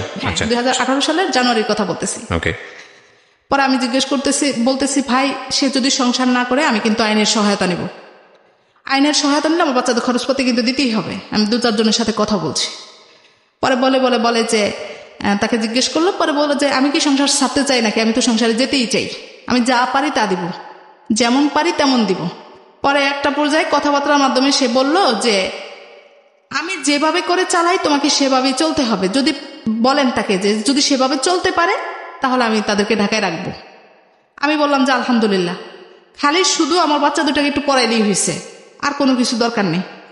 এই করে সে একটা পর্যায়ে ওই তার ভাই সহ আমাকে বাসায় নিয়ে উঠে দিয়ে আসলো তাকে। তো মোটামুটি চলতেছিল 1 মাস খুব ভালো। সে যাই ইনকাম করছে আমার হাতে নিয়ে দিত, বলতো যে তুমি এটা কি করবে করো, ওইটা কি করবে করো। মোটামুটি ভালোই চলছে। এরপর থেকে আবার শুরু হয়ে গেল। আমি ওইখান থেকে ওই জমির টাকাটা শেষ পর্যন্ত তুলে আনলাম, এনে তার হাতেই দিলাম। পরে আমি বললাম যে তুমি তো তোমার পিছনেই তো আমার গহনাগাটি যেটুকু টুকটাক ছিল সব বিক্রি করে দিলাম, ছেড়ে দিলাম, আমার কিছুই নেই। জমির টাকাটাও তুলে নিয়ে আসলাম, সর্বনিঃস্ব, একদম নিঃস্ব হয়ে গেলাম আমি। পরে সে বললো যে তোমাকে কিছু টাকা দিলাম, তুমি টুকটাক একটু কিছু কিনে নাও। তো আমি ছোটখাটো একটু গহনা কিনলাম। গত মাসে সে ঘর ভাড়া দিবে না, এখন টোটালি সে বাদ দিয়ে দিল, কোনো কিছু খরচ দিবে না। পরে কি করব, বাড়িওয়ালা টাকা চাওয়া শুরু করলো। তো পরে দিলাম, দিয়ে বললাম এটাকে রাখো, রেখে অন্তত ঘর ভাড়াটা দাও, তারপরে তুমি আমার জিনিসটা এনে দিও। এনে পরে বাচ্চাদের কোচিং এর টাকা দিলাম, ঘর ভাড়া দিও বলতে মানে ঘরটা বিক্রি করে দিলেন? না, বিক্রি করে দেয়, ওই যে স্টকে রাখে না, বন্ধকে রাখা, এরকম রেখে আনলো। এই হলো আমার সংসারে খরচ গত মাস পর্যন্ত সেই দিল। তারপর থেকে সর্বশেষ তারা সিদ্ধান্ত নিয়েছে এখন আর আমাকে ঢাকায় থাকতেই দিবে না, এটা সপরিবারে। আমি যেটা বুঝতে পারছি যে আপনার গল্পটা এরকমই, মানে গল্পটা এখানে এসে শেষ হয়ে যাওয়ার কথা, আপনি এরকম একটা ক্লাইম্যাক্সের মধ্যে আছেন। আমরা এটা জানি যে আমাদের যে পুরুষতান্ত্রিক সংসার ব্যবস্থা, সেখানে একটা পুরুষের হাতে লিড থাকে পরিবারের, এবং সেই ধরে নেওয়া হয় যে সে আয় রোজগার করবে, সে তার সংসারটাকে চালাবে, তার স্ত্রীর ভরণ পোষণ, তার সন্তানদের বড় করা, সমস্ত কিছু তার দায় দায়িত্বের মধ্যে পড়ে। আমাদের পারিবারিক বৈবাহিক কাঠামোটাই এরকম, এবং খুব স্বভাবতই একজন পুরুষের দায়িত্ব যেহেতু এটা, সুতরাং পুরুষের কর্তৃত্বটাও খুব স্বাভাবিকভাবে এখানে চলে আসে। এবং পুরুষের কর্তৃত্বের মূল জায়গাটিতে থাকে হচ্ছে পুরুষের অর্থনৈতিক অবস্থা, এবং সে যে আয় রোজগারটা করছে সেটার উপরই তার হম্ফ লম্ফ ছম্প যেটাই বলি না কেন, তার পকেটে পয়সা আছে মানে তার কন্ট্রোল আছে, পকেটে পয়সা নেই মানে হচ্ছে হলো তুমি এটা পারলা না, তুমি এটা পারলা না, তুমি কেন এটা করলো না, ওটা করলো না। ভদ্রমহিলা যে কমপ্লেন বলবো না, তার জীবনে যে ঘটনাগুলো ঘটে গেছে সেখানে সে যেটা উপস্থাপন করেছে, এখানে প্রত্যেকটা জায়গাটাই লজিক্যাল। কিন্তু এটাও আমাদের মনে রাখতে হবে যে তার হাজব্যান্ডের জায়গাটা থেকে তার এটা দেবার সামর্থ্য ছিল কিনা। ধরুন সামর্থ্য নেই, কিন্তু সামর্থ্য না থাকলে এই এক্সিস্টিং সিচুয়েশন সে কিভাবে টিকিয়ে রাখতে পারত? যদি টিকিয়ে রাখার জন্য সে সংগ্রাম করত, যদি সে টিকিয়ে রাখার জন্য ফাইট করতেছে বিভিন্নভাবে, সেই ফাইটের জায়গাটা নিয়ে তার স্ত্রীর কোনো দ্বিমত নেই, তাহলেও আমার মনে হয় যে এতটা টানাপোড়েন তৈরি হতো না। একটা সমস্যা যেখানে আছে, যেটা হচ্ছে যে হাজবেন্ড বলতে পারে যে না, আমি তো আমার জায়গা থেকে চেষ্টা করেছি সংসার টিকিয়ে রাখার জন্য, আমি তো আমার জায়গা থেকে ছেলে মেয়েকে ভিকারুন্নেসা বা অন্যান্য জায়গাতে পড়াশোনা করার জন্য, তাদেরকে একটা বেটার লাইফ দেওয়ার জন্য আমি চেষ্টা করেছি। তার ওয়াইফ কমপ্লেন করতে পারে যে না, তোমার চেষ্টাটা যথেষ্ট ছিল না। এই যে বিষয়টা, এই দুই বিষয়ের মধ্যে একটা গুড অপশন তার হাজবেন্ডের জায়গা থেকে যেটা সে মনে করেছে যে তাকে বাড়িতে পাঠিয়ে দেওয়া হোক। বাড়িতে পাঠিয়ে দিলে কি হবে, ঢাকা শহরের খরচটা যেটা আছে সেটা কিছুটা হলেও কমে যাবে, কিন্তু সেখানে তাদের সন্তানের ভবিষ্যৎটা কি হবে সেটা নিয়ে একটা বড় প্রশ্ন থেকে যায়, এবং সেই প্রশ্নের জায়গাতে ওয়াইফ কোনোভাবেই ছাড় দেওয়ার জন্য রাজি না, এবং হাজব্যান্ড সে জায়গাটায় ওয়াইফের কথা অনুসারে আমরা মনে করে নিচ্ছি যে এক ধরনের ঔদাসীন্য ভূমিকা পালন করছে। সমাধানটা আসলে কি হতে পারে? সমাধান কি আদৌ আছে? কিন্তু এই গল্পটা আসলে জীবন গল্পে আসার মতো গল্প কিনা? না, এই গল্পটা আসলে জীবন গল্পে আসার মতো তেমন কোনো গল্প না। কারণ জীবন গল্পে আমরা যে ধরনের গল্প প্রচার করে থাকি সেখানে অনেক ধরনের আপস অ্যান্ড ডাউন থাকে, অনেক ধরনের ক্লাইম্যাক্স থাকে, ধাক্কা থাকে, আনইমাজিনেবল অকল্পনীয় বিষয়গুলো থাকে, এবং যখন শেষ হয় তখন বুকের মধ্যে একটা চাপা কষ্ট কিংবা আনন্দ কিংবা অন্যরকম একটা অনুভূতি নিয়ে আমরা ঘুমোতে যাই কিংবা ঘুমোতে পারি না। আজকের এই গল্পটায় সেরকম কোনো দোতনা নেই, সেরকম কোনো রিদম নেই, সেরকম কোনো রিফ্লেকশন নেই, তারপরও এটা একটা গল্প এই কারণে যে ঢাকা শহরের অনেক অনেক নিম্ন মধ্যবিত্ত পরিবারে যাদের দিন আনতে পান্তা ফুরোয়, তারা ঢাকা শহরে টিকে থাকেন সন্তানের জন্য বা সন্তানের ভবিষ্যতের দিকে চেষ্টা করে হাজার রকমের ফাইটের মধ্য দিয়ে তারা একটা স্বপ্ন দেখে যান, এবং এই স্বপ্নের মধ্য দিয়ে স্বপ্নের বিচ্যুতি হয় কিংবা বিচ্যুতি হয় না, যে একটা শীতল যুদ্ধ তাদেরকে ফেস করতে হয়, সেটা শেষ পর্যন্ত কোথায় যায় সেই আয়নায় লক্ষ লক্ষ মানুষ আজকের এই জীবন গল্প নিজেদেরকে দেখতে পাবে। সেই অর্থে আজকের এটা একটা জীবন গল্প। আমাদের গল্পটা শেষ হয়নি, ফেরার আগে বেশ কিছু প্রশ্ন আমি করব, যে প্রশ্নটা হয়তো বা আপনাদের অনেককেই আজকের এই গল্পের একটা বিশেষ সমাধানের দিকে নিয়ে যাওয়ার জন্য, এবং একই সাথে নিজেরা যদি এরকম একটা সমস্যার মধ্যে থাকেন তাহলে কিভাবে এখান থেকে ওভারকাম করবেন সেটার একটা পথ হয়তো বা পেতে পারেন। কথা না বাড়িয়ে আমাদের যিনি গেস্ট তার কাছে আমি ফিরছি। তো উম্মে সালমা, আপনি যে কথাগুলো এখানে বললেন, আপনার হাজবেন্ডের আমি সেই অর্থে তেমন কোনো দোষ খুঁজে পাইনি, শুধু একটা জায়গায় আপনার যে কমপ্লেইনটা সেটা হচ্ছে সংসার বিয়ার করার মতো তার যে ক্যাপাবিলিটি থাকা উচিত ছিল সেটা তার নেই, মানে ভরণ পোষণ দেবার মতো যে ব্যাপারটা সেটা তার নেই। এটা ছাড়া কি আর কোনো অভিযোগ আপনার আছে? সে নিজস্ব ব্যক্তিগতভাবেও সেটা করে না, কিন্তু পরিবারের কথা শুনে শুনে জিনিসটা করে। আচ্ছা, এটা বারবারই আমার কাছে প্রমাণিত। আরেকটা জিনিস যেটা আপনি মনে করেন যে সে তার পরিবার মানে তার মা বোন এসবের দ্বারা অনেক বেশি ইনফ্লুয়েন্স, প্রভাবান্বিত। জি, আচ্ছা। এবং আরেকটা জায়গায় আপনার বড় কমপ্লেন, সেটা হচ্ছে যে সে অনেক বেশি কি বলা যেতে পারে যে চেষ্টা করা দরকার ছিল পরিবারের জন্য, ততটা সে চেষ্টা করে না, নিজের সন্তানের দিকেও সে ততটা ফোকাস না। এটা হচ্ছে আপনার জায়গা থেকে কমপ্লেন। আপনার হাজবেন্ডকে যদি আমি আজকে এখানে পেতাম, তাহলেও তার 1000টা রকমের কমপ্লেন থাকতো আপনার বিরুদ্ধে, ব্যাপারে কোনো দ্বিমত নেই। আপনার কোনো দ্বিমত আছে? আপনার অনেক অভিযোগ থাকতো। মোটা দাগের অভিযোগ প্রথমত যেটা থাকতো, আমি যেটা মনে করি সেটা হচ্ছে আপনি তার কথা মতো চলেন না। কারণ সে আপনাকে বলেছে বাড়িতে যাওয়ার জন্য, আপনি যাননি। কারণ সে আপনাকে বলেছে যে সন্তান মানুষ করার জন্য এইভাবে মানুষ করতে হবে, আপনি সেটা শোনেননি। এবং এসবের বাইরে আমি যেটা মনে করি যে আপনি অভিযোগ আনার জন্য শক্তিশালী অভিযোগ, যেটা সাধারণত মেয়েদের ক্ষেত্রে হয়, যে অন্য কোনো মেয়ের প্রতি তার আগ্রহ আছে, কিংবা সে জুয়া খেলে, কিংবা সে ড্রাগ নেয়, এই জাতীয় কোনো কমপ্লেন তো আপনার জায়গা থেকে? এই জাতীয় কোনো কমপ্লেন নেই। আচ্ছা, তাহলে এই জায়গাটা থেকে আমি যেটা বলি, আমার যেটা মনে হয় যে আসলে আমার লিসনাররাও হয়তো এই কথাগুলোই বলবেন, সেটা হলো যে এই যে সমস্যাটা, এটা খুব মিউচুয়ালি সমাধান করা সম্ভব। এটা খুবই সম্ভব। আপনার বাবা বা আপনার মা আপনাকে যে কথাটা বারবার বলছে, সেটা তাদের জায়গা থেকে, হ্যাঁ, আপনি হয়তো অনেক বেশি তাদেরকে বলেছেন, অনেক বেশি তাদের কাছ থেকে হাত পেতেছেন, যে কোনো প্রয়োজনে তাদের কাছে গিয়েছেন, সেই জায়গা থেকে তারা হয়তো অনেক বেশি অতিষ্ঠ হয়ে গিয়েছে। আপনার বাবাও অনেক রাগী মানুষ, আপনি যেটা বলছিলেন, সেই জায়গা থেকে তারা বলেছে যে ঠিক আছে, ওকে বাদ দিয়ে দাও, ওকে বাদ দিয়ে তুমি চিন্তা ভাবনা করো, তোমার জীবন এখন তোমার মেয়েকে নিয়ে, কিংবা তোমার মেয়েকে ওদের কাছে দিয়ে দাও, তুমি চলে আসো, আমাদের মেয়ে আমাদের কাছে থাকো। এটাই তো আপনার মূল কথা। আমি কথা বলার আগে আপনি আমাকে বলেন, আপনি এখন কি চান? আমি সর্বোপরি যেটা চাই সেটা হলো যে আমার মেয়েরা পড়াশোনা করুক। আচ্ছা, ওকে। যদি এখন সেটা সম্ভব না হয়, আমি জানি আপনার মেয়ের পড়াশোনার জন্য যদি এরকম সুযোগ আসে যে আপনার হাজবেন্ডকে ডিভোর্স দিয়ে দিতে হবে এবং তারপর আপনার মেয়ের পড়াশোনাটা এস্টাবলিশড হয়ে যাবে, আপনি সেটাও করবেন। আপনার কথা শুনে যেটা আমার কাছে মনে হয়েছে, আপনি আপনার মেয়ের জন্য যে কোনো বড় ধরনের স্যাক্রিফাইস করতে রাজি আছেন। কিন্তু যদি এটা না হয়, ধরেন কোনো দিক থেকে আপনি পারলেন না, আপনার নিজেরও চাকরি নেই, আপনি যেটা বললেন জব নেই, এখন আপনার হাজবেন্ড তো সাপোর্ট করছেই না, তো সেক্ষেত্রে আপনি কি করবেন? আমি যতদূর বুঝি যে আপনার বাবার সামর্থ্য আছে আপনাকে সাপোর্ট করা, আপনার দুটো মেয়েকে পড়াশোনা করানোর মতো, কিন্তু তারাও সেটা করবে বলে আমার মনে হয় না, করবে না। তাহলে আপনি কি করবেন? না, আমি সেক্ষেত্রে আমার বাবা মার কথাও শুনবো না, কিন্তু আমার এই বিষয়টার পরে আমার সংসারেও থাকার কোনো ইচ্ছা নেই। ফাইনালি ক্ষতি হচ্ছে দুটো মেয়ের। আমি যেটা বুঝি যে আপনাদের এই সমস্যা বেসিক্যালি ক্ষতি করছে এই দুটো মেয়ের ভবিষ্যৎ, ঐশী এবং অহির।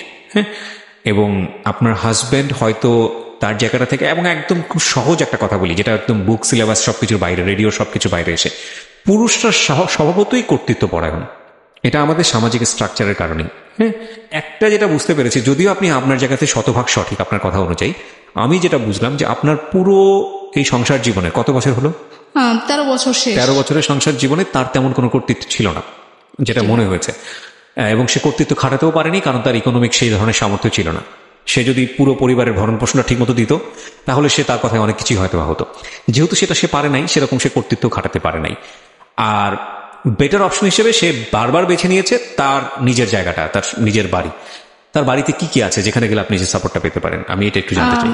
খুবই সুন্দর একটা প্রশ্ন করছেন আমাকে। এই কথাটাই আমি বলতে চেয়েছিলাম যে আমি যদি দেখতাম যে আমার হাজবেন্ডের একটা নিজস্ব থাকার জায়গা, বা তার স্ত্রী সন্তান গিয়ে যে কোথাও একটা পা ফেলবে সেরকম জায়গা যদি থাকতো, তাহলে আমি ঠিক চলে যেতাম। ওটা নেই না, তার এবং তার স্ত্রী সন্তানদের কোনো অস্তিত্বই ওখানে নেই। খুব স্বাভাবিক, আপনি যেখানে থাকবেন না সেখানে কর্তৃত্ব প্রতিষ্ঠিত হবে না, এটাই স্বাভাবিক। সেটাই। ইভেন নিজের জমিও যদি বর্গা দিয়ে দেন বছরের পর বছর, সেটা নিজের জমি থাকে না। তো আমি একটা জিনিস আপনাকে বলি, এইখানে ভুলটা আপনার না, এখানে আপনার বাবা মার ভুল। এগুলো আপনি জানেন, আমি আপনাকে যে কথাগুলো বলবো এগুলো সবই আপনি জানেন। আপনাকে পাত্রস্থ করবার আগে তাদের উচিত ছিল নিজের জায়গাটা থেকে সমস্ত কিছু খোঁজ খবর নিয়ে আপনার ভবিষ্যৎটা কোন দিকে যাবে সেটা নিশ্চিত করা। এবং আপনার হাজব্যান্ডের জায়গা থেকে যদি আমি কিছু বলার থাকে, আমি অবশ্যই তার জায়গা থেকে নিজেকে অনুভব করার চেষ্টা করছি, যেহেতু সে অর্থনৈতিকভাবে রোজগার করেন না, তেমন একটা পজিশনে নেই, এবং সে যে চেষ্টাটা কম করেছে সেটাও বলবো না, দেশের বাইরে এসে গিয়েছে, ওখানে স্টেবল করতে পারেনি। আমাদের সরকারি জবের বাইরে, বিশেষ করে গভর্নমেন্ট জবের বাইরে কেউ যদি বিজনেসের কথা বলেন, বিজনেসের সেক্টরটা হয়তো একটু আলাদা, ম্যাক্সিমাম সেখানে সাকসেস করতে পারেন, বিষয়টা এরকম না।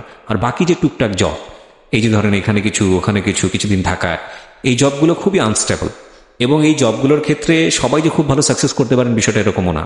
এরকম হয় যে খুব ভালো একটা অবস্থার মধ্যে ছিলেন, কিন্তু তারপরে দেখা গেল সে জবলেস অবস্থায় বছরের পর বছর মানুষের কাছে হাত পাততে পাততে লোক সমাজে মানে মুখ দেখানোর অবস্থা নেই, এরকম অবস্থায় মানুষ চলে আসে। আপনার হাজব্যান্ডের ক্ষেত্রে আমি যেটা মনে করি যে হয়তো বা এরকমই হয়েছে, হ্যাঁ, তার লাক ফেভার করেনি। তবে এটা ঠিক, যখন আমি দেখলাম যে সে বিদেশ থেকে এসে আপনার বাড়িতে গেছে এবং যে আপনার সঙ্গে দেখা করতে চেয়েছে, আপনার বাবা সেখানে খুব কড়া ছিলেন যে না, তুমি আমার সাথে কথা না বলে তুমি ওর সাথে দেখা করতে পারবে না, এটা ঠিক হয়নি।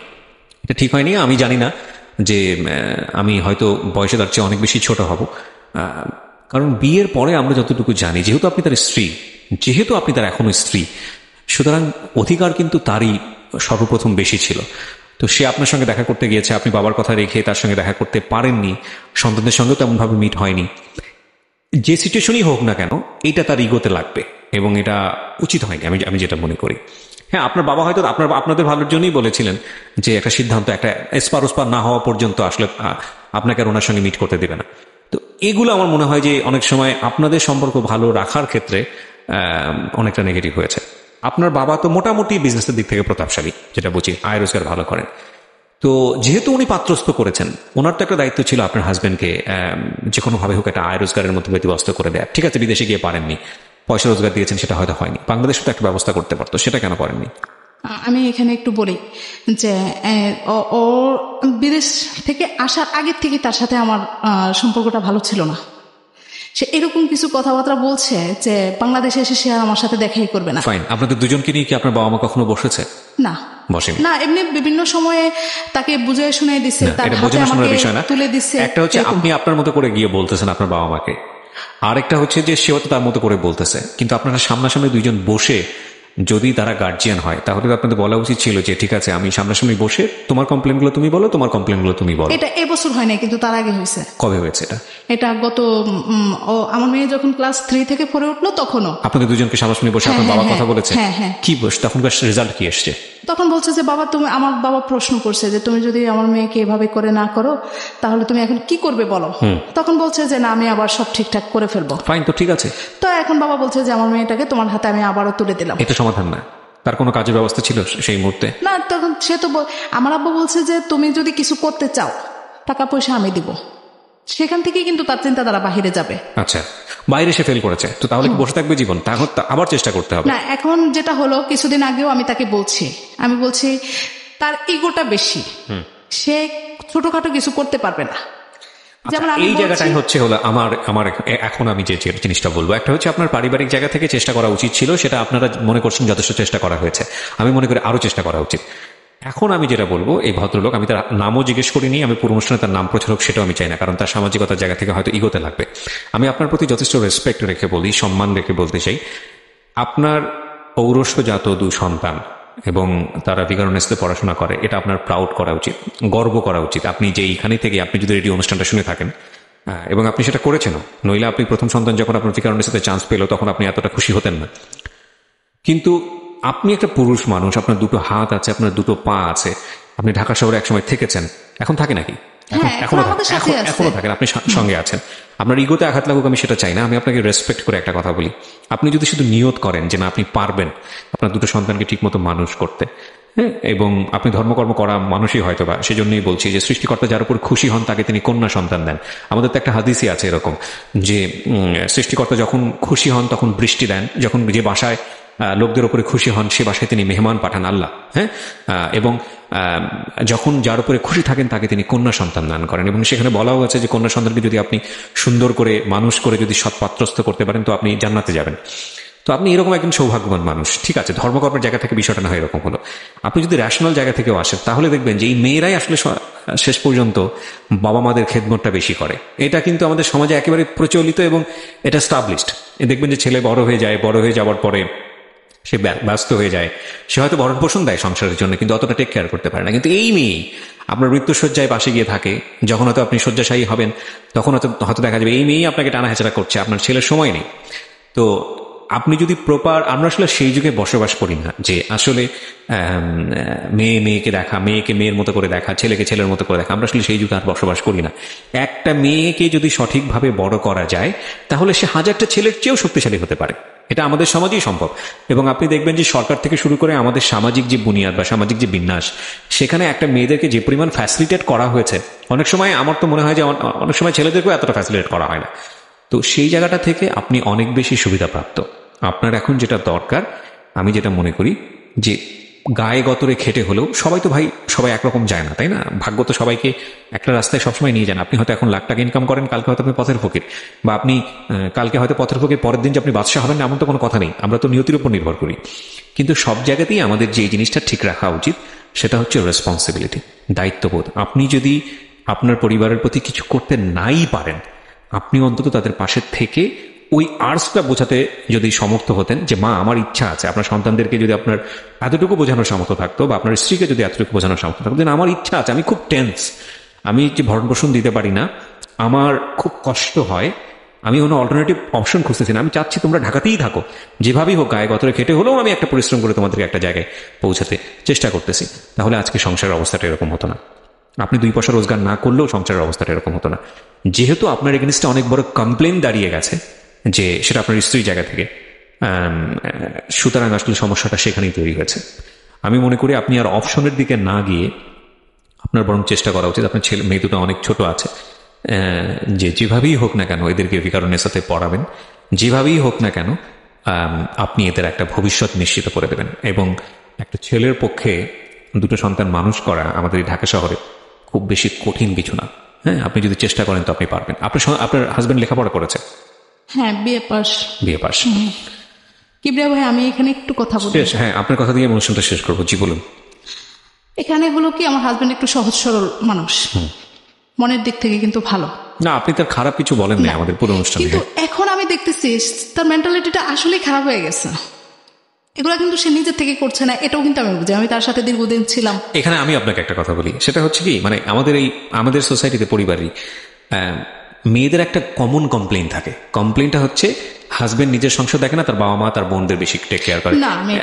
আপনি করেন না হয়তো বা, কিন্তু কমন একটা কমপ্লেইন থাকে। এই কমন কমপ্লেইনটা যে মানে কোনো ঘটনার প্রেক্ষাপটে আসে তা কিন্তু না, এটা মানে সংসারে আসার পর থেকেই এই জিনিসটা মেয়েদের মধ্যে চলে আসে। কেন জানি আসলে ঠিক জানি না, হয়তো ইনহেরিটেড, কিন্তু এই কমপ্লেইনটা করা উচিত না। উচিত না এই কারণে, আপনি যে একটু আগে বললেন যে আপনার হাজব্যান্ড তার বোনের কথা দ্বারা অনেক বেশি ইনফ্লুয়েন্স, বা তার মায়ের কথা দ্বারা অনেক বেশি ইনফ্লুয়েন্স, যদি ইনফ্লুয়েন্স হয়েও থাকে তবুও আপনার বলা উচিত না। বলা উচিত না এই কারণে যে সে কোথায় বড় হয়েছে, তার মারপেটে এসছে, এগুলো আমি বলবো না। বরং বলা উচিত না এই কারণে যে এতে করে আপনার সমস্যাটার সমাধান হবে না, এটা বরং আরো জটিল আকার ধারণ করবে। আপনি কখনোই, মানে যদি সমাধান চান তাহলে আমি বলবো যে কখনোই হোস্টিলিটি সম্পর্ক গ্রো করে, যেটার দ্বারা আপনার হাজবেন্ড, তার পরিবার কিংবা আপনার সঙ্গে একটা দূরত্ব বা একটা শত্রুতা সম্পর্ক তৈরি হয় যে ধরনের কথার দ্বারা বা অ্যাক্টিভিটির দ্বারা, সেই ধরনের সম্পর্ক তৈরি করে একটা সাময়িক সমাধান পেলেও হয়তো বা পেতে পারেন, কিন্তু এটা দ্বারা আপনি চিরস্থায়ী কোনো ভালো সম্পর্কের মধ্যে থাকতে পারবেন না। সুতরাং সে যদি ওরকম কোনো কিছুর মধ্যে করেও থাকে, আপনার যদি মনে হয় যে না সে ননদের কথা শুনতেছে বা শাশুড়ির কথা শুনতেছে, তাহলে আমার মনে হয় যে তাকে একটা বেটার কাউন্সিলিং এর মধ্যে নিয়ে এসে চেষ্টা করেন। কোনো ধরনের ঝগড়াঝাটির মধ্যে না গিয়ে তাকে বোঝানোর চেষ্টা করেন যে এই জিনিসটা তোমার কাছে ছিল, এটা যদি তুমি এভাবে করতে তাহলে ভালো হতো। যদি সে না করে বারবার এটা করেন, যেহেতু আপনি তার সঙ্গে সমস্যা করবেনই, রাইট? আপনি বরং এটা নিয়ে ঝগড়াঝাটি করলে যেটা হবে যে আপনার প্রতি তার একটা মন যেটা আছে সেটা উঠে যাবে, এবং সেটাই হচ্ছে আমার যেটা মনে হয়। আমার একটু সুযোগ দিলে আমি চাচ্ছি আমার সংসারটা সে যেভাবেই চালাক, সে ছোট বাসায় রাখবে, বড় বাসায় রাখবে, সে কিভাবে করবে, কিন্তু আমার বাচ্চা দুটা ঢাকায় থেকে পড়াশোনা করুক। ফাইনাল কনক্লুশনটা এটাই, এবং এই জায়গাটিতে আমার মনে হয় যে আপনারও একমত হওয়া উচিত। যদি বিষয়টা এরকম হতো যে আপনার স্ত্রী বলতেছে আমি ঢাকায় থাকবো, তুমি আমাকে এখান থেকে নিতে পারবা না, সেই জায়গাটায় আমার দ্বিমত থাকতো, সেটা আপনার আয়ের উপরে নির্ভর করছে। কিন্তু আমার মনে হয় যে আপনার সন্তানের জন্য আপনার চূড়ান্ত চেষ্টাটুকু করা উচিত, এবং সেই চূড়ান্ত চেষ্টা তাওয়াক্কাল তু আলাল্লাহ, নিশ্চয়ই আপনি যদি চেষ্টা করেন তাহলে হয়তো বা শুনবে, এবং এতে আপনার সন্তানের ভবিষ্যতের জন্য ভালো। তারপরও আমি শেষ কথা আপনাকে যেটা বলতে চাই, বিষয়টা তো এমন পর্যায়ে গেলে হবে না যে আপনার হাজবেন্ড ব্লাড বিক্রি করে নিয়ে এসে আপনার সন্তানদেরকে পড়াবে, এই পর্যায়ে গেলে তো হবে না, রাইট? আপনার হাজবেন্ডের চেষ্টাটুকুর প্রতি আপনার রেসপেক্ট রাখবেন, এইটুকু আমি নিশ্চয়ই আপনার কাছ থেকে চাইতে পারি আজকের এই অনুষ্ঠানের মধ্য দিয়ে। ততটুকু চেষ্টা আপনি করেন, এবং বাকিটুকু সৃষ্টিকর্তার ইচ্ছা। আজকের এই অনুষ্ঠানটার গল্পটার লেসনটা একটাই, সেটা হচ্ছে যে দুজনের সম্পর্কটা এখনো ভালো। দেখুন, দুজনকেই হয়তো বা চায়, কিন্তু শুধুমাত্র অর্থনৈতিক অবস্থার কারণে আজকে তাদের ভবিষ্যৎ অন্যদিকে চলে যেতে চাচ্ছে। আমরা শুধু এইরকম একটা ক্রিটিক্যাল জায়গাতে, আপনাদেরকে মনে হতে পারে যে আজকের এই গল্পটার মধ্যে কোনো ঢেউ ছিল না, কোনো ক্লাইম্যাক্স ছিল না, মারাত্মক রকম ঢেউ দেখেছি আমি। যে এইরকম একটা গল্পের এমন একটা জায়গাতে ওরা আছে যেখানে এসে যদি কোনো উল্টাপাল্টা সিদ্ধান্ত নেয়, দুটো সন্তানের ভবিষ্যৎ অন্যরকম হয়ে যাবে। শুধু দুটো সন্তানের ভবিষ্যৎ না, এনাদের দুজনের ভবিষ্যৎ অন্যরকম হয়ে যাবে। আমরা ঢাকা শহরে এরকম অসংখ্য পরিবার আছে যারা কোনো রকম খেয়ে পড়ে টেনে টুনে বেঁচে আছে এবং ভবিষ্যতে ভালো স্বপ্ন দেখছে। এই পরিবারগুলো টিকে আছে, এই পরিবারগুলো ঢাকা শহরে স্টে করতে পারতেছে এবং আমাদেরও আছে এবং হিন্দু দ্বারা। শুধু একটা জিনিসই বলতে চাই যে মানে ফাইটটা যেন হাতে হাত রেখে হয়, যে না ঠিক আছে দুজন মিলে চেষ্টা করি চলো সন্তানদের জন্য, সে ছেলে হোক আর মেয়ে হোক। আমার কেন জানি বলতে ইচ্ছে করছে আজকের এই অনুষ্ঠানের পুরো গল্পটা শুনে, যে ভদ্রলোকের গল্পটা আমরা শুনলাম এখানে, যদি আপনার সন্তান দুটো ছেলে হতো আপনি কি করতেন? এই প্রশ্নটা রেখে আজকের অনুষ্ঠানটা আমি শেষ করতে চাই। আপনারা সবাই অনেক অনেক ভালো থাকুন এবং সবসময় বলি যে অবস্থায় থাকুন না কেন চেষ্টাটা কখনো গিভ আপ করবেন না।